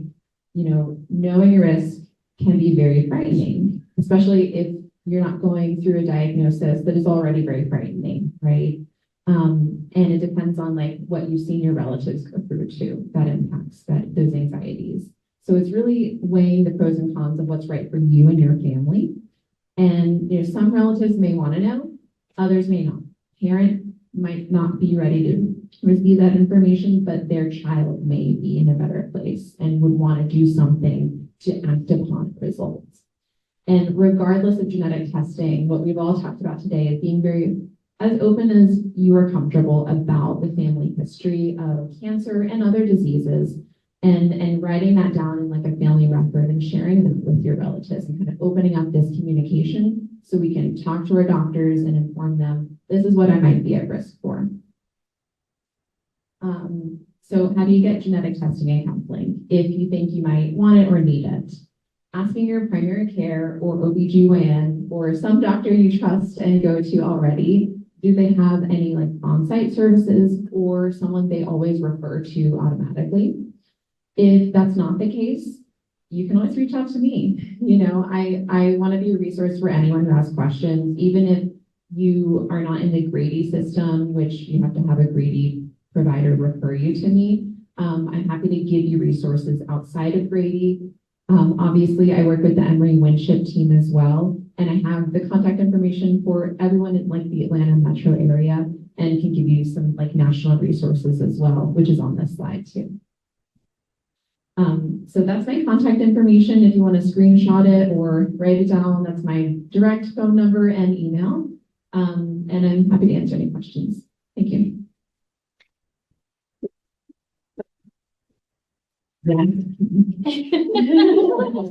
Jamie, Kim Emory. My question is for adopted people. Would you suggest genetic testing for adopted individuals, and how does that look for them? Right, that's a good question. Just in case no one, or just in case you couldn't hear online. So Kim's question was, what about people who are adopted who don't know their family history, biological family history? Should they get genetic testing? What does that look like? So, I mean, I can only speak for like what I would do if I were adopted, which I am not, just to self-disclose that.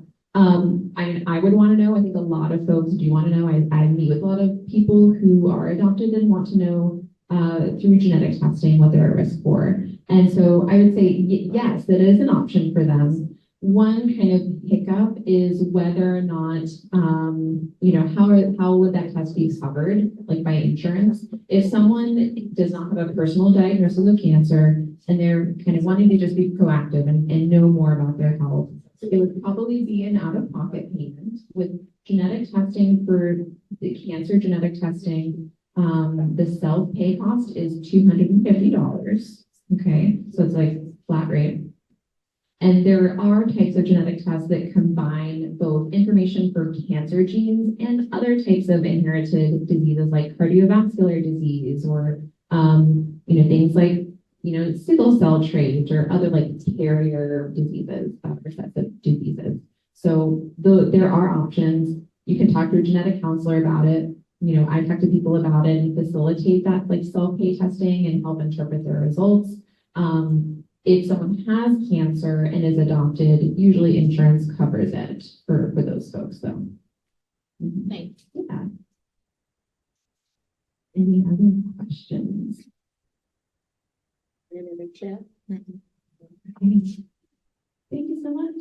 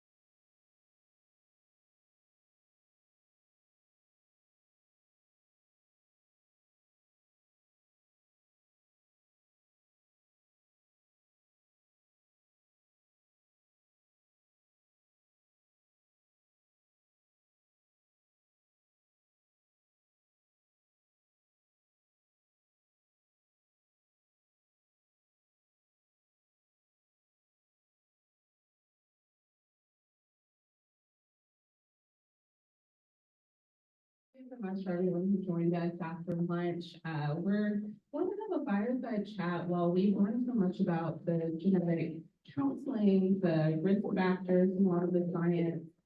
Hearing about the power of this information on women's lives is so important. So we're just so honored to have Kim be with us. For those who have not heard her story before, it is really powerful, and it really shows how important organizations like ZOCA and just community organizations in general are for helping women know the signs and symptoms. My first question for you, Kim, if you would, just share your story with the audience. So I was diagnosed with stage 2 germ cell, specifically an endometrial germ cell, an endodermal tumor, 18 years ago. So I know when a lot of people hear about ovarian cancer and their survivors, a lot of them don't live long lives. But Dr. Lee talked about early detection, and so did Nurse Karin. They talked about early detection. And that is my story, early detection. So back in 2006, or a little earlier in 2005, I was sick.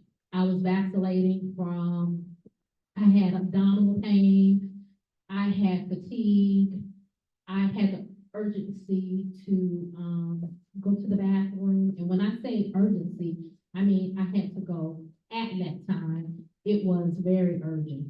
I could eat a cracker, just one cracker, and instantly be full. And so those were some of my symptoms. And I was seeing my primary care physician almost monthly or weekly with these symptoms. And she was treating my symptoms and not trying to find out what was going on with me. And so she was sending me to different doctors. I went to 2 GI doctors. She was giving me different tests. I had an X-ray. I had all of these tests, but I was not getting a clear diagnosis as to why, and I was getting sicker. So going back to what Dr. Lee said about race and racism, I had gone to a GI doctor. This was my second GI doctor that she had sent me to. And he said he didn't see anything. There was nothing wrong. And he suggested I go to see a psychiatrist because it was definitely in my head. So after giving him a piece of my mind and a lesson in bedside manner, I continued to get sicker, but now I knew something was wrong with me. I could feel it. We talked about the tumor. I could feel the tumor in my stomach move. So I knew something was wrong, but nobody was seeing anything. Everybody was telling me you know, it wasn't what I thought it was. I was researching and going back to my desk, researching. The internet was early on. That was in 2006. So, one day at my job, the Georgia Ovarian Cancer Alliance did a lunch and learn similar to this. I went to that lunch and learn, and I received their risk and symptom card. And got the risk and symptom card, heard about ovarian cancer, did not associate any of those things with myself at the time. But a couple of months later, I was still sick and, you know, something was going on. And so one day I opened my desk as I usually do to get out my pad, my pencil and all of that stuff. And the card glowed, like, read me, Karin please read Hulon, me. MSN So I picked up the card, WHNP-BC, and Women's I Health Nurse finally had to Practitioner look at the Wellstar card. Gynecologic And I checked Oncology. off Karin every began her career as a symptom on pediatric the card. ICU nurse in And 2008 so I in Memphis, called my Tennessee. primary care Her interest in physician. women's health was We sparked had during a become volunteer friends nursing by assignment then, in and I Nairobi, was seeing Kenya, her every where she was month. exposed to the huge disparity And in the she health care said, that "I'll women be my receive last worldwide, appointment and she today. eventually transitioned to So I working had in labor and called her. delivery. After returning to So school to obtain my her husband master's in and I got to nursing her and office. women's health nurse practitioner I gave her license the card, at Drexel and it University was in actually Philadelphia, right Pennsylvania, before she the worked in a end. community OBGYN clinic in Memphis, And Tennessee. she said, For the last 3 "You years, need to Karin has have worked as a nurse a practitioner for background Wellstar's lead." gynecologic oncology Well, it practice. was Karin after is 4:30. passionate about I community took her, outreach and I committed to closed, educating and empowering women about and their it health. was, I She's an couldn't active find volunteer them. So and her participant nurse, for her various local women's health coordinator events. worked hard She is and also found the a place committee that was for open, Wellstar's Cobb Cancer Survivorship until Group, where she 7:30. enjoys So educating and I supporting drove people in the down community. there. I had the PET scan, and the next day she said, "Miss Marie, you need to see a gynecologic oncologist because I think you have ovarian cancer." And I was completely stunned. Ovarian cancer, I'd never heard of it before. My adopted mother passed away of breast cancer. I knew about breast cancer. I even went to the lunch and learn, but ovarian cancer wasn't something that stuck out to me, and I didn't associate it with Kim. So, moving on, you know, had an appointment with a gynecologic oncologist, and of course, there is no test for ovarian cancer, so there were no tests that they could give me to say, "Hey, you have ovarian cancer." And so when I met with the gynecologic oncologist, he was like, "I want you in surgery immediately," because he had seen all the scans and everything. And so that was a Tuesday, and I was in surgery with him on Friday. And he moved a 10 centimeter tumor from my left ovary. He removed my omentum, my appendix, and my fallopian tube. At the time, we were still trying to have children, so I didn't have a radical hysterectomy. You know, he removed all those things. And I had those things tested, and it turned out it was stage 2. Another 6 months, it would have been a different outcome for me. But I had chemotherapy. I was diagnosed with cancer, ovarian cancer that younger women get at the time. I was 39. I had a germ cell tumor, and it was an endodermal yolk sac tumor. And actually, Dr. Lee, I think, or maybe it was Nurse Karin, talked about how, you know, the egg. So I found out that I released an egg, and it turned into ovarian cancer. That's the way I can, you know, in my mind. So after I was diagnosed with ovarian cancer, that was in late April, May. I did chemotherapy, and my doctor wanted to be very aggressive, so I did 62 straight days of chemotherapy. I had chemo 8 hours a day, because the regime, the regimen for the specific cancer that I had is called BEP. And so I had 3 different chemo drugs, and they were administered over an 8-hour period of time. And I had 62 days of those. Before I had chemo, I had another secondary operation to put in port. And so I went through, yeah, someone just said hell. And it was, my relationships changed, so many different things in my life changed, side effects from chemo. It was 8 hours a day. It was just sickening. My mother-in-law came and took care of me because, of course, my husband needed to work. And we talked about the financial aspects of it. It is very devastating. And so, like I said, I went through 62 straight days of that. Napalm, that's what I call it, that they give you. And I probably had every side effect. My hair fell out, all kinds of things. And so here I sit in front of you in 2024. They considered me NED, which means no evidence of disease. And so I'm here with Oshun, and I'm here with my organization, and I'm here partnering with everyone here, Thelma, Grady, Wellstar, to tell my ovarian cancer story, to give women hope. Someone asked, what would you tell a newly diagnosed woman? So even though it's been 18 years for me, I can still go back to those days immediately. And what I want to tell women who are recently diagnosed, who may be diagnosed in the future, I want to give you a semblance of hope. And what I did, what Kim did, I built what I considered a tribe. I had some women who were prayer warriors. I had some women who were there for me day to day to talk to.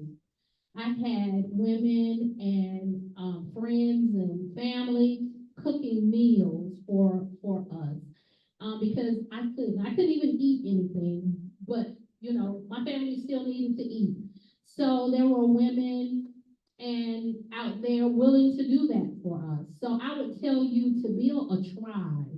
And in that tribe, you have those women that can do not one thing, not multiple things all at once, but give you women who can do different things and to help you. Because some days I didn't even want to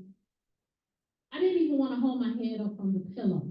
But I knew I needed to go to chemotherapy, and I needed, every morning I got up, looked myself in the mirror, and was like, we're gonna do this, and I thought about chemo as little warriors in my body killing this cancer. And so I, had affirmations all on the mirror for myself because I did not look like myself. So it was hard for me to look at myself in the mirror. So I would have all of these affirmations on my mirror. I wouldn't see myself, but I would see these affirmations. So that's how I got through it. That's how Kim, some of the things that I did to get through it. And I want to give women hope that, cancer is not necessarily a death sentence for some of us. Unfortunately, for others, it turns out that way. But for a lot of us, it's not. And so I want to give you some semblance of hope that we can get through this. And even, at your darkest time, like I said, I had prayer warriors. I had people I could call at 2 a.m. in the morning. I had people I could call at 7 o'clock in the morning or 5 p.m. in the afternoon. One of my dear friends, she was a baker and she baked cupcakes, and I loved her cupcakes. And one day she came over with her cupcakes, and we sat in my living room and got cupcake drunk. Okay? That's all we did. And know, there were women in my tribe that, you know, I built, some of them are still my friends, and then you're gonna lose people along the way. But that is, you know, I always tell people that's the circle of life. That, you know, I have people in my tribe that I've known 25 years and 30 years, and I have some that I only known 3 years and 6 months. And then there are people who are no longer in the tribe. But I just want to give people hope that although your diagnosis of ovarian cancer is going to be horrible for you, that there is a semblance of hope, as Ms. Thelma talked about. You have to be your own advocate. When you're in that doctor's office, what I learned, I'm a Southern girl, Gabrielle and I just had this conversation, and so what I learned in this thing too is to put some of those prayers that we pray, put those in action, make those action words, make those action things. And, you know, it's just one of those testaments, you know. It may be terrible now, but it can be your testament in 3 months, 6 months, 2 weeks. It can always be a testament of how you live this thing. And I also want to tell you to be your advocate. If you're not getting the questions answered that you have, go to the next doctors. We are consumers. We are not necessarily driven, you know, to a doctor. We don't have to go to the same doctor. If you're not getting the answers or you're not getting what you need from that doctor, go to another doctor. Go to another doctor until you get comfortable, because this is your life. And that's one of the things I end with. I tell women to be their own advocate, you know, be an advocate for yourself. So. Thank you so much for sharing. Your story is a testimony, it's hope, and especially as a Black woman, it's been so powerful every time you tell it. So thank you again for sharing it with everyone today. And I wanted to ask, you know, you're such a fierce advocate for ovarian cancer and for Black women in the space through your work at BOCA. And I wanted to just ask you what that experience has been like for being a survivor and now going to the advocacy piece. I know you shared a lot of the advocacy work you've done with me, but just what are the top things that people need to know if they're talking about advocacy for ovarian cancer? What would you suggest? So I am a staunch ovarian cancer advocate. And I do this on several levels. I do it locally and I do it nationally. And what I would tell you, the answer to that is get involved with a local organization. And then, like me, I got involved with the national organization. And so unfortunately, when I go to the national level, usually I am the only Black woman in the room. And so they expect me to talk about it, you know, as a Black woman. And so I can do that too. You know, I can talk about ovarian cancer because Dr. Lee, in her closing, said that race does not necessarily equate with cancer. It is racism that equates, the biases. When I come into a doctor's office, I come with my whole armor. And when I walk in that door, I am Kim. I am a Black woman, I am a beast, and all of those things. And sometimes the doctor's biases towards those things are what comes with me. And I have learned that I have to stop them and let them know I'm going to need another 10 minutes because I have another 150 questions to ask you, or another 50, and I would like for you to answer them for me. So I stand up for myself. I stand up for the women that will come before me, especially with that doctor, so he'll know how to act when he, well, not really act, because, you know, sometimes I feel like I'm teaching them how to, you know, relate to a Black woman who is coming into your office with their whole being. And that's what we do as women, but especially as Black women. We come with, you know, we have to set aside biases, you know, and in clinical trials. So what one of my friends is trying to do in the space is talk about Black women in clinical trials. Because clinical trials, to me, should look like the world. They should not just be white women, white men. It should look like Asian women, Black women, people of color, white women. It should look like the world, but unfortunately, it doesn't. And so that's what I do for advocacy. I go in and I bring Kim and I talk from that perspective. And so usually, because ovarian cancer is 1 in 75-ish, I'm usually the only Black woman in that space. So I try to talk and bring all Black women in, but stand up for us and tell our stories. Thank you for that. And I wanted to just highlight another piece of advocacy that we've spoken about the fact that there's no test for ovarian cancer. And I know that that is something that everyone in this room will, you know, take away from this event. There is no diagnostic test for ovarian cancer or pre-screen for it, like a mammogram or a pap smear. I know you've done like work in this space, but what are the additional steps that need to be taken to make it more universally known that there's no diagnostic test? It just seems like people are so shocked that this does not exist. So that's one of the things we run up against. And so there is no test for ovarian cancer. Mammogram, no early screening test. Now, if a woman is recurring, you know, there are other things that they can do, but initial diagnosis, there is no early screening test for ovarian cancer. And I tell women, you have to know your bodies. You have to know what doesn't feel good for you. You have to know what is not right for you. And if those things have lasted more than 3 weeks, you definitely need to get in and have a conversation with your healthcare provider, nurse practitioner, your doctor, anyone, and advocate for yourself.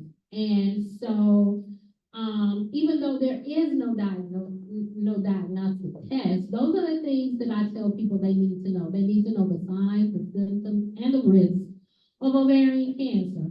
And if you're not feeling well, get in and have those conversations with your doctors and be specific. And like Nurse Karin talked about, having a diary, writing down your symptoms. So when you get into the doctor's office, you have all of those things written down. And if that doctor is not listening to you, go to another doctor. Because unfortunately, you know, women are diagnosed with ovarian cancer at later stages. And, you know, we have to get in and have those conversations. We have to lift the veil on ovarian cancer and how we treat ourselves. And we have to, self-care is not selfish. And so when you go to your doctor or your nurse practitioner or anyone, you need to go in with all the information that you can so they can make the best diagnostic they can for you.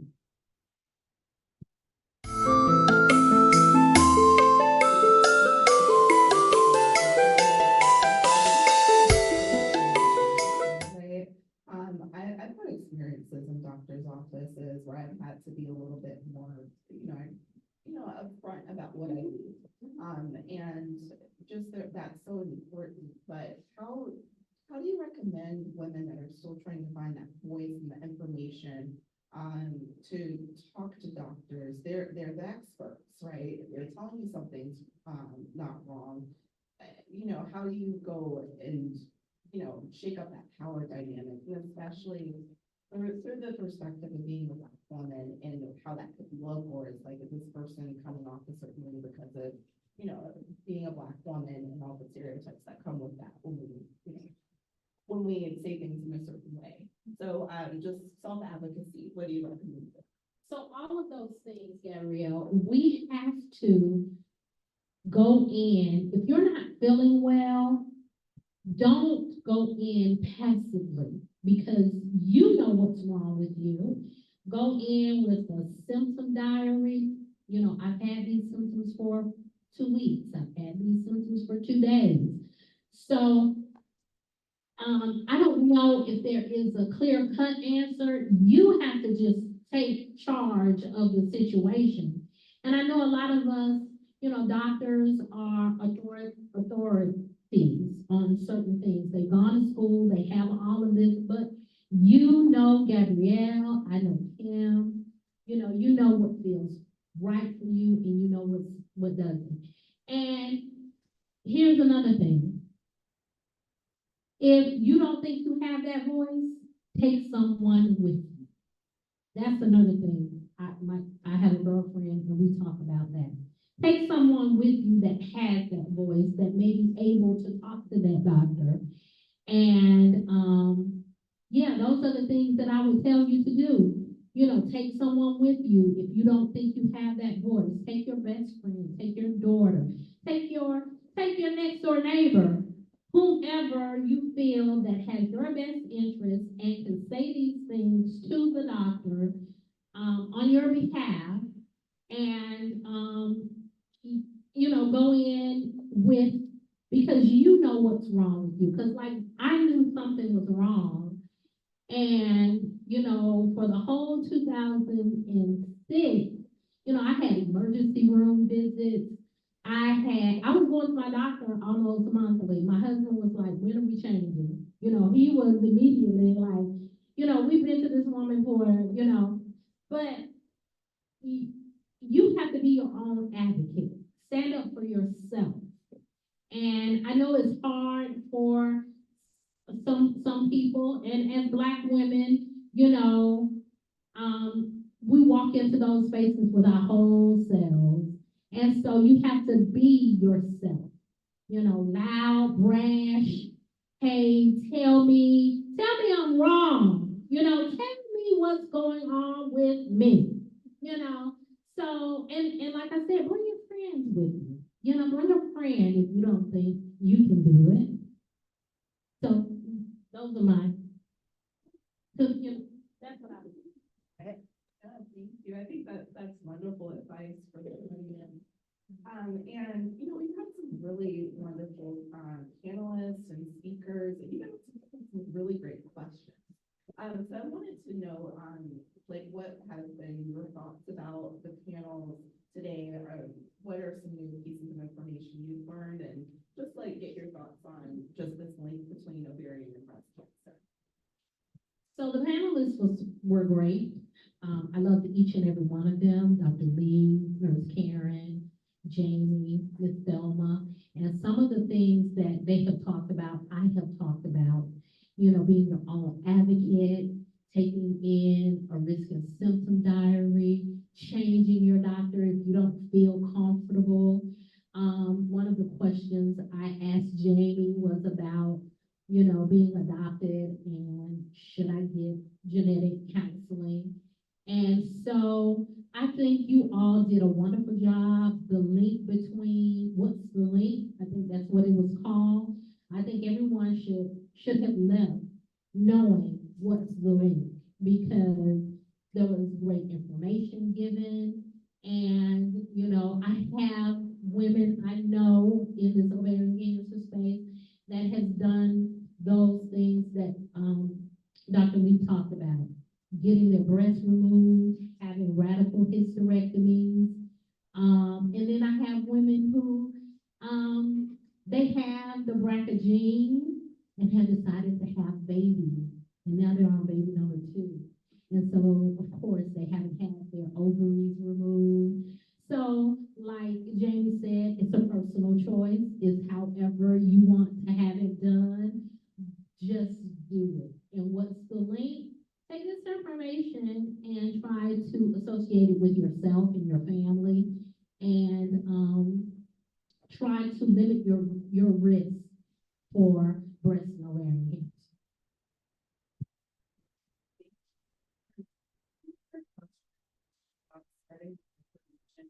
Our broader communities.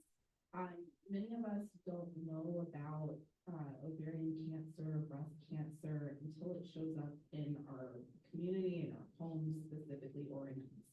And what can we do to share this information about these diseases where it's just conversations? Like how do we get this conversation started amongst women? So one of the things that my organization does is that we partner with community organizations like Oshun, and we go out in the community. We partner with sororities, fraternities. We go out and talk about ovarian cancer.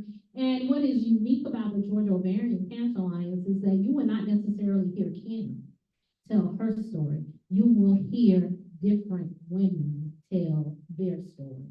We have a cadre of women that we reach out to. So on the local level, get this information. I always charge at the end when I'm talking at health fairs or lunch and learns, I don't want to leave with any information. Leave it in your break room, pass it on to your family members. Any way you can get the information out. Book clubs, like I said, sororities, fraternities.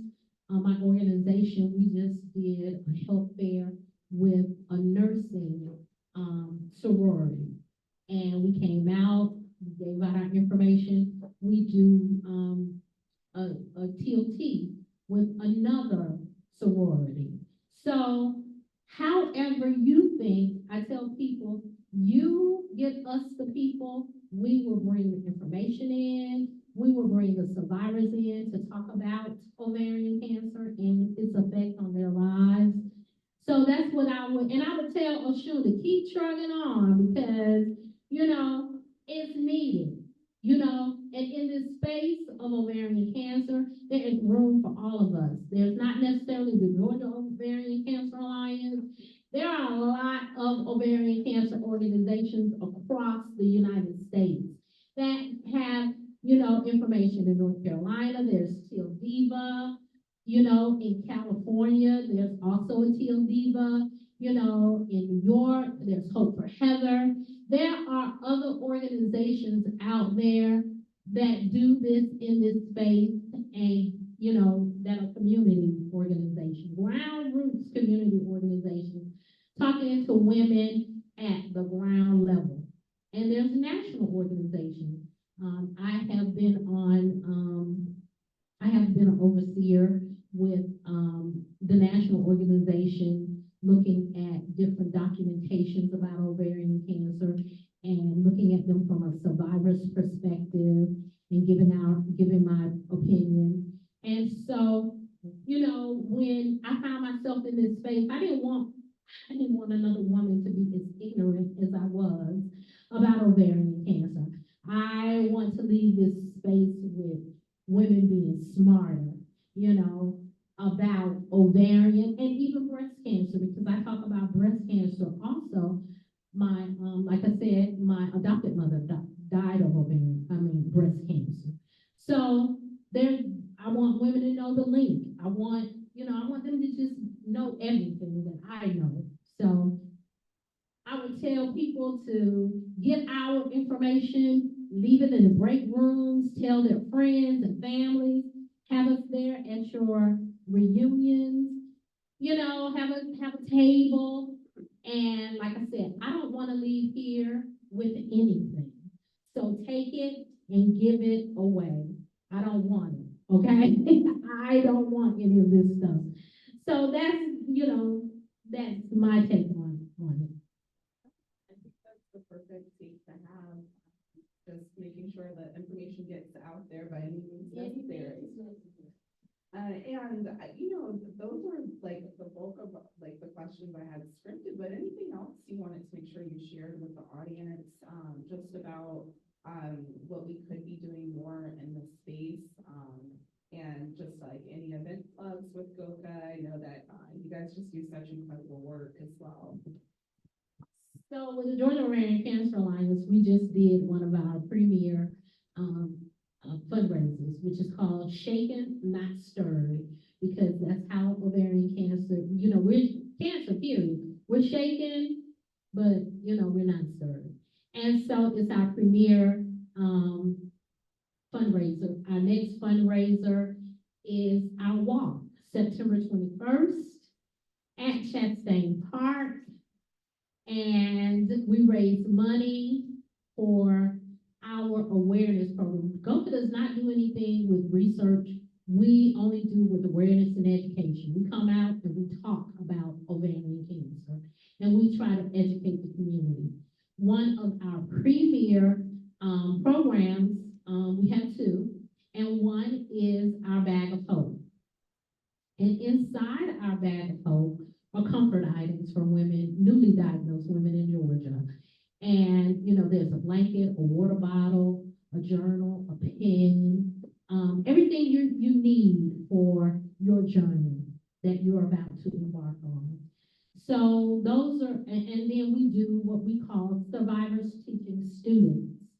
And what we do is we partner with different educational institutions, Emory, Morehouse, and the Philadelphia College of Osteopathic Medicine, Clayton County Nursing. We go out, we take survivors, and we talk to the healthcare community, because a lot of doctors, in their general, whatever they go through, they only have like maybe 6 months or maybe a year of gynecologic, education. So a lot of them hearing about ovarian cancer, and equating it with their patients is, kind of odd. And so what we do is we want doctors, when they go out, or nurses, when they are out in the field doing their thing, and they have a patient that comes with those symptoms, we want them to equate them and say, when they're doing their differential, we want them to think about ovarian cancer. And that would help a woman, that would lead a woman to an earlier diagnosis. And so that's the things that GOKA does. Those are some, we'll come out and do health fairs all the time, and lunch and learns like this. But the two that we have is our Shaken Not Stirred in March and our walk in October. So,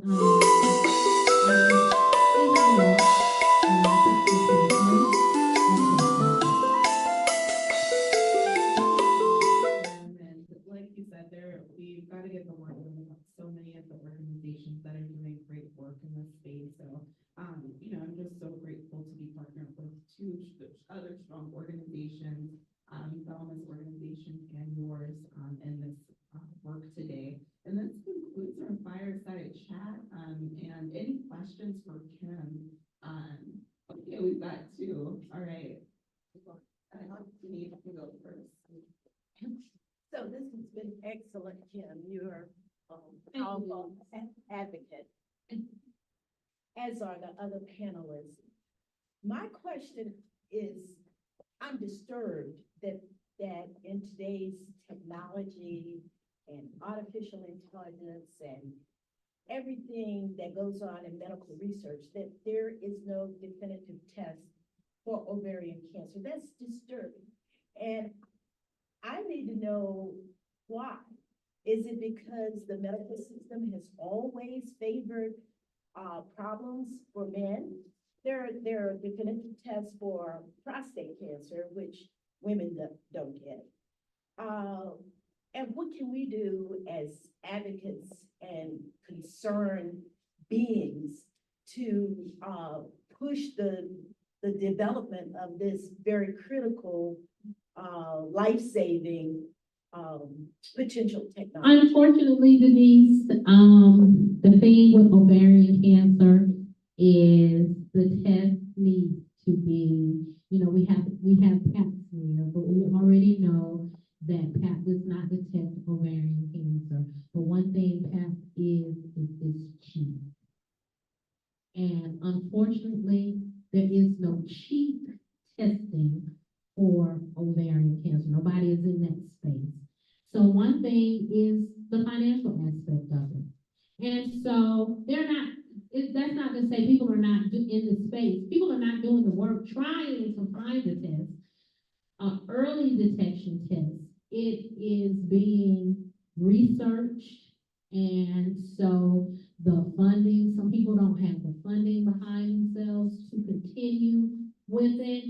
And, some of the things that they, we have to have is, it has to be a relatively inexpensive test.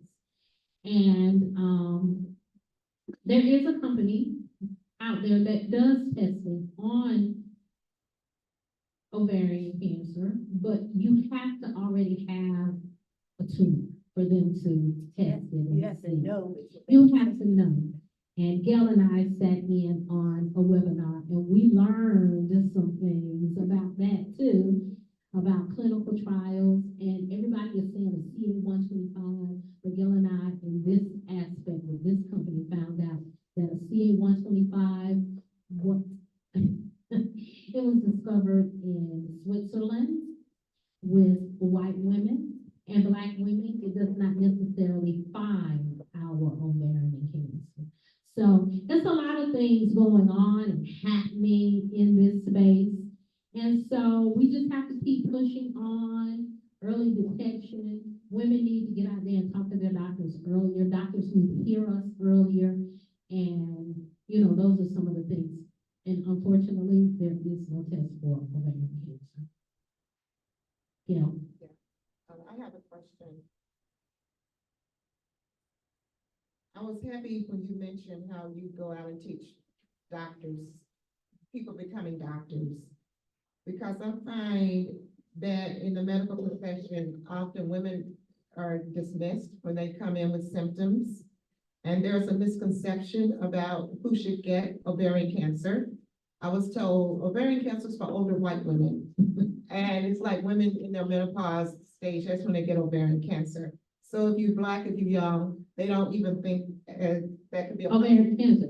They never equated it with me either. That's a possibility. So they just ignore that. Yes.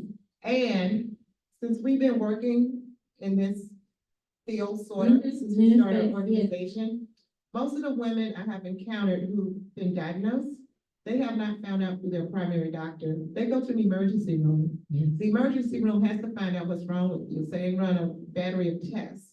And then they come and say, yes, you do have ovarian cancer. But no one else has ever gone that far to figure it out. And by then they're in a later stage, if it could have been caught earlier. So I'm just very disappointed in how the medical profession handles ovarian cancer. I'm hoping it improves, but I've heard horror stories on women getting diagnosed. There are horror stories out there, but if you remember on that webinar with the company that we sat with, there was a doctor who said that we need to teach different. And so that's what is happening. And that's what I see with some of these younger people coming up. They're being taught different.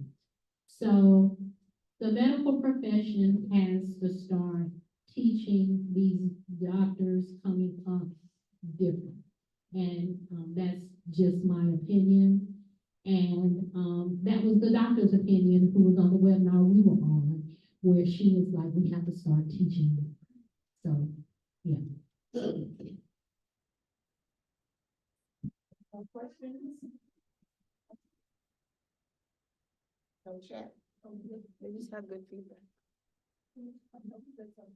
Well, actually, it's not a question, but it's a comment, adding to what you're saying, that not only is it important and necessary that our doctors are taught differently, it's important that they are more engaged in the community, particularly in the communities that they serve, so that they can listen, learn, interact, and develop their practices much better to address the concerns of those that are needed and to help improve their bedside manners in the process. And the other one, a bit away from ovarian, because I know we're closing, we offered to share a bit more with the men about breast cancer in men. And if I could just quickly share that breast cancer in men does not occur in no ways as often as it does in women. It's 1 in 8 women in this country will develop breast cancer. In men, it's like 1 in 100, but because men have cells, they are at risk of getting breast cancer. And factors that contribute to that are the genetic components, so it's important to know your family history, and obesity, which we talked about. So those are a couple of the main reasons. And we, as in the Thelma D. Jones Breast Cancer Fund, in June, will be doing a session around male breast cancer, men issues in general, because June is Men's Health Awareness Month. So I encourage you to participate in that. And I want to talk about the men, the factor with the men. Even though men don't get ovarian cancer, usually it's the man that's left to tell our stories. So what Boca did this year, for us Shake and I Serve, we had Men of Teal.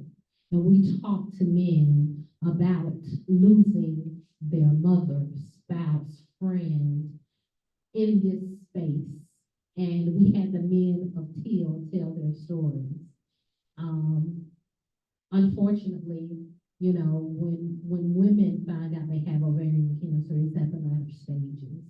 And so that affects the family horribly. So even though men don't get it, men still talk about it because, you know, in this space. And Thelma, I totally agree with you that we should, you know, all of us should know our risk factors of all of these cancers. I was telling Gail when we were talking about the genetic testing that I had my tumor tested, and I had aspects of prostate cancer in my tumor. So that was very, very eye-opening to me, meaning that we get 50-50 from our mother and our father. And so to have this tumor have aspects of prostate cancer in it was just, you know, mind-blowing and life-altering.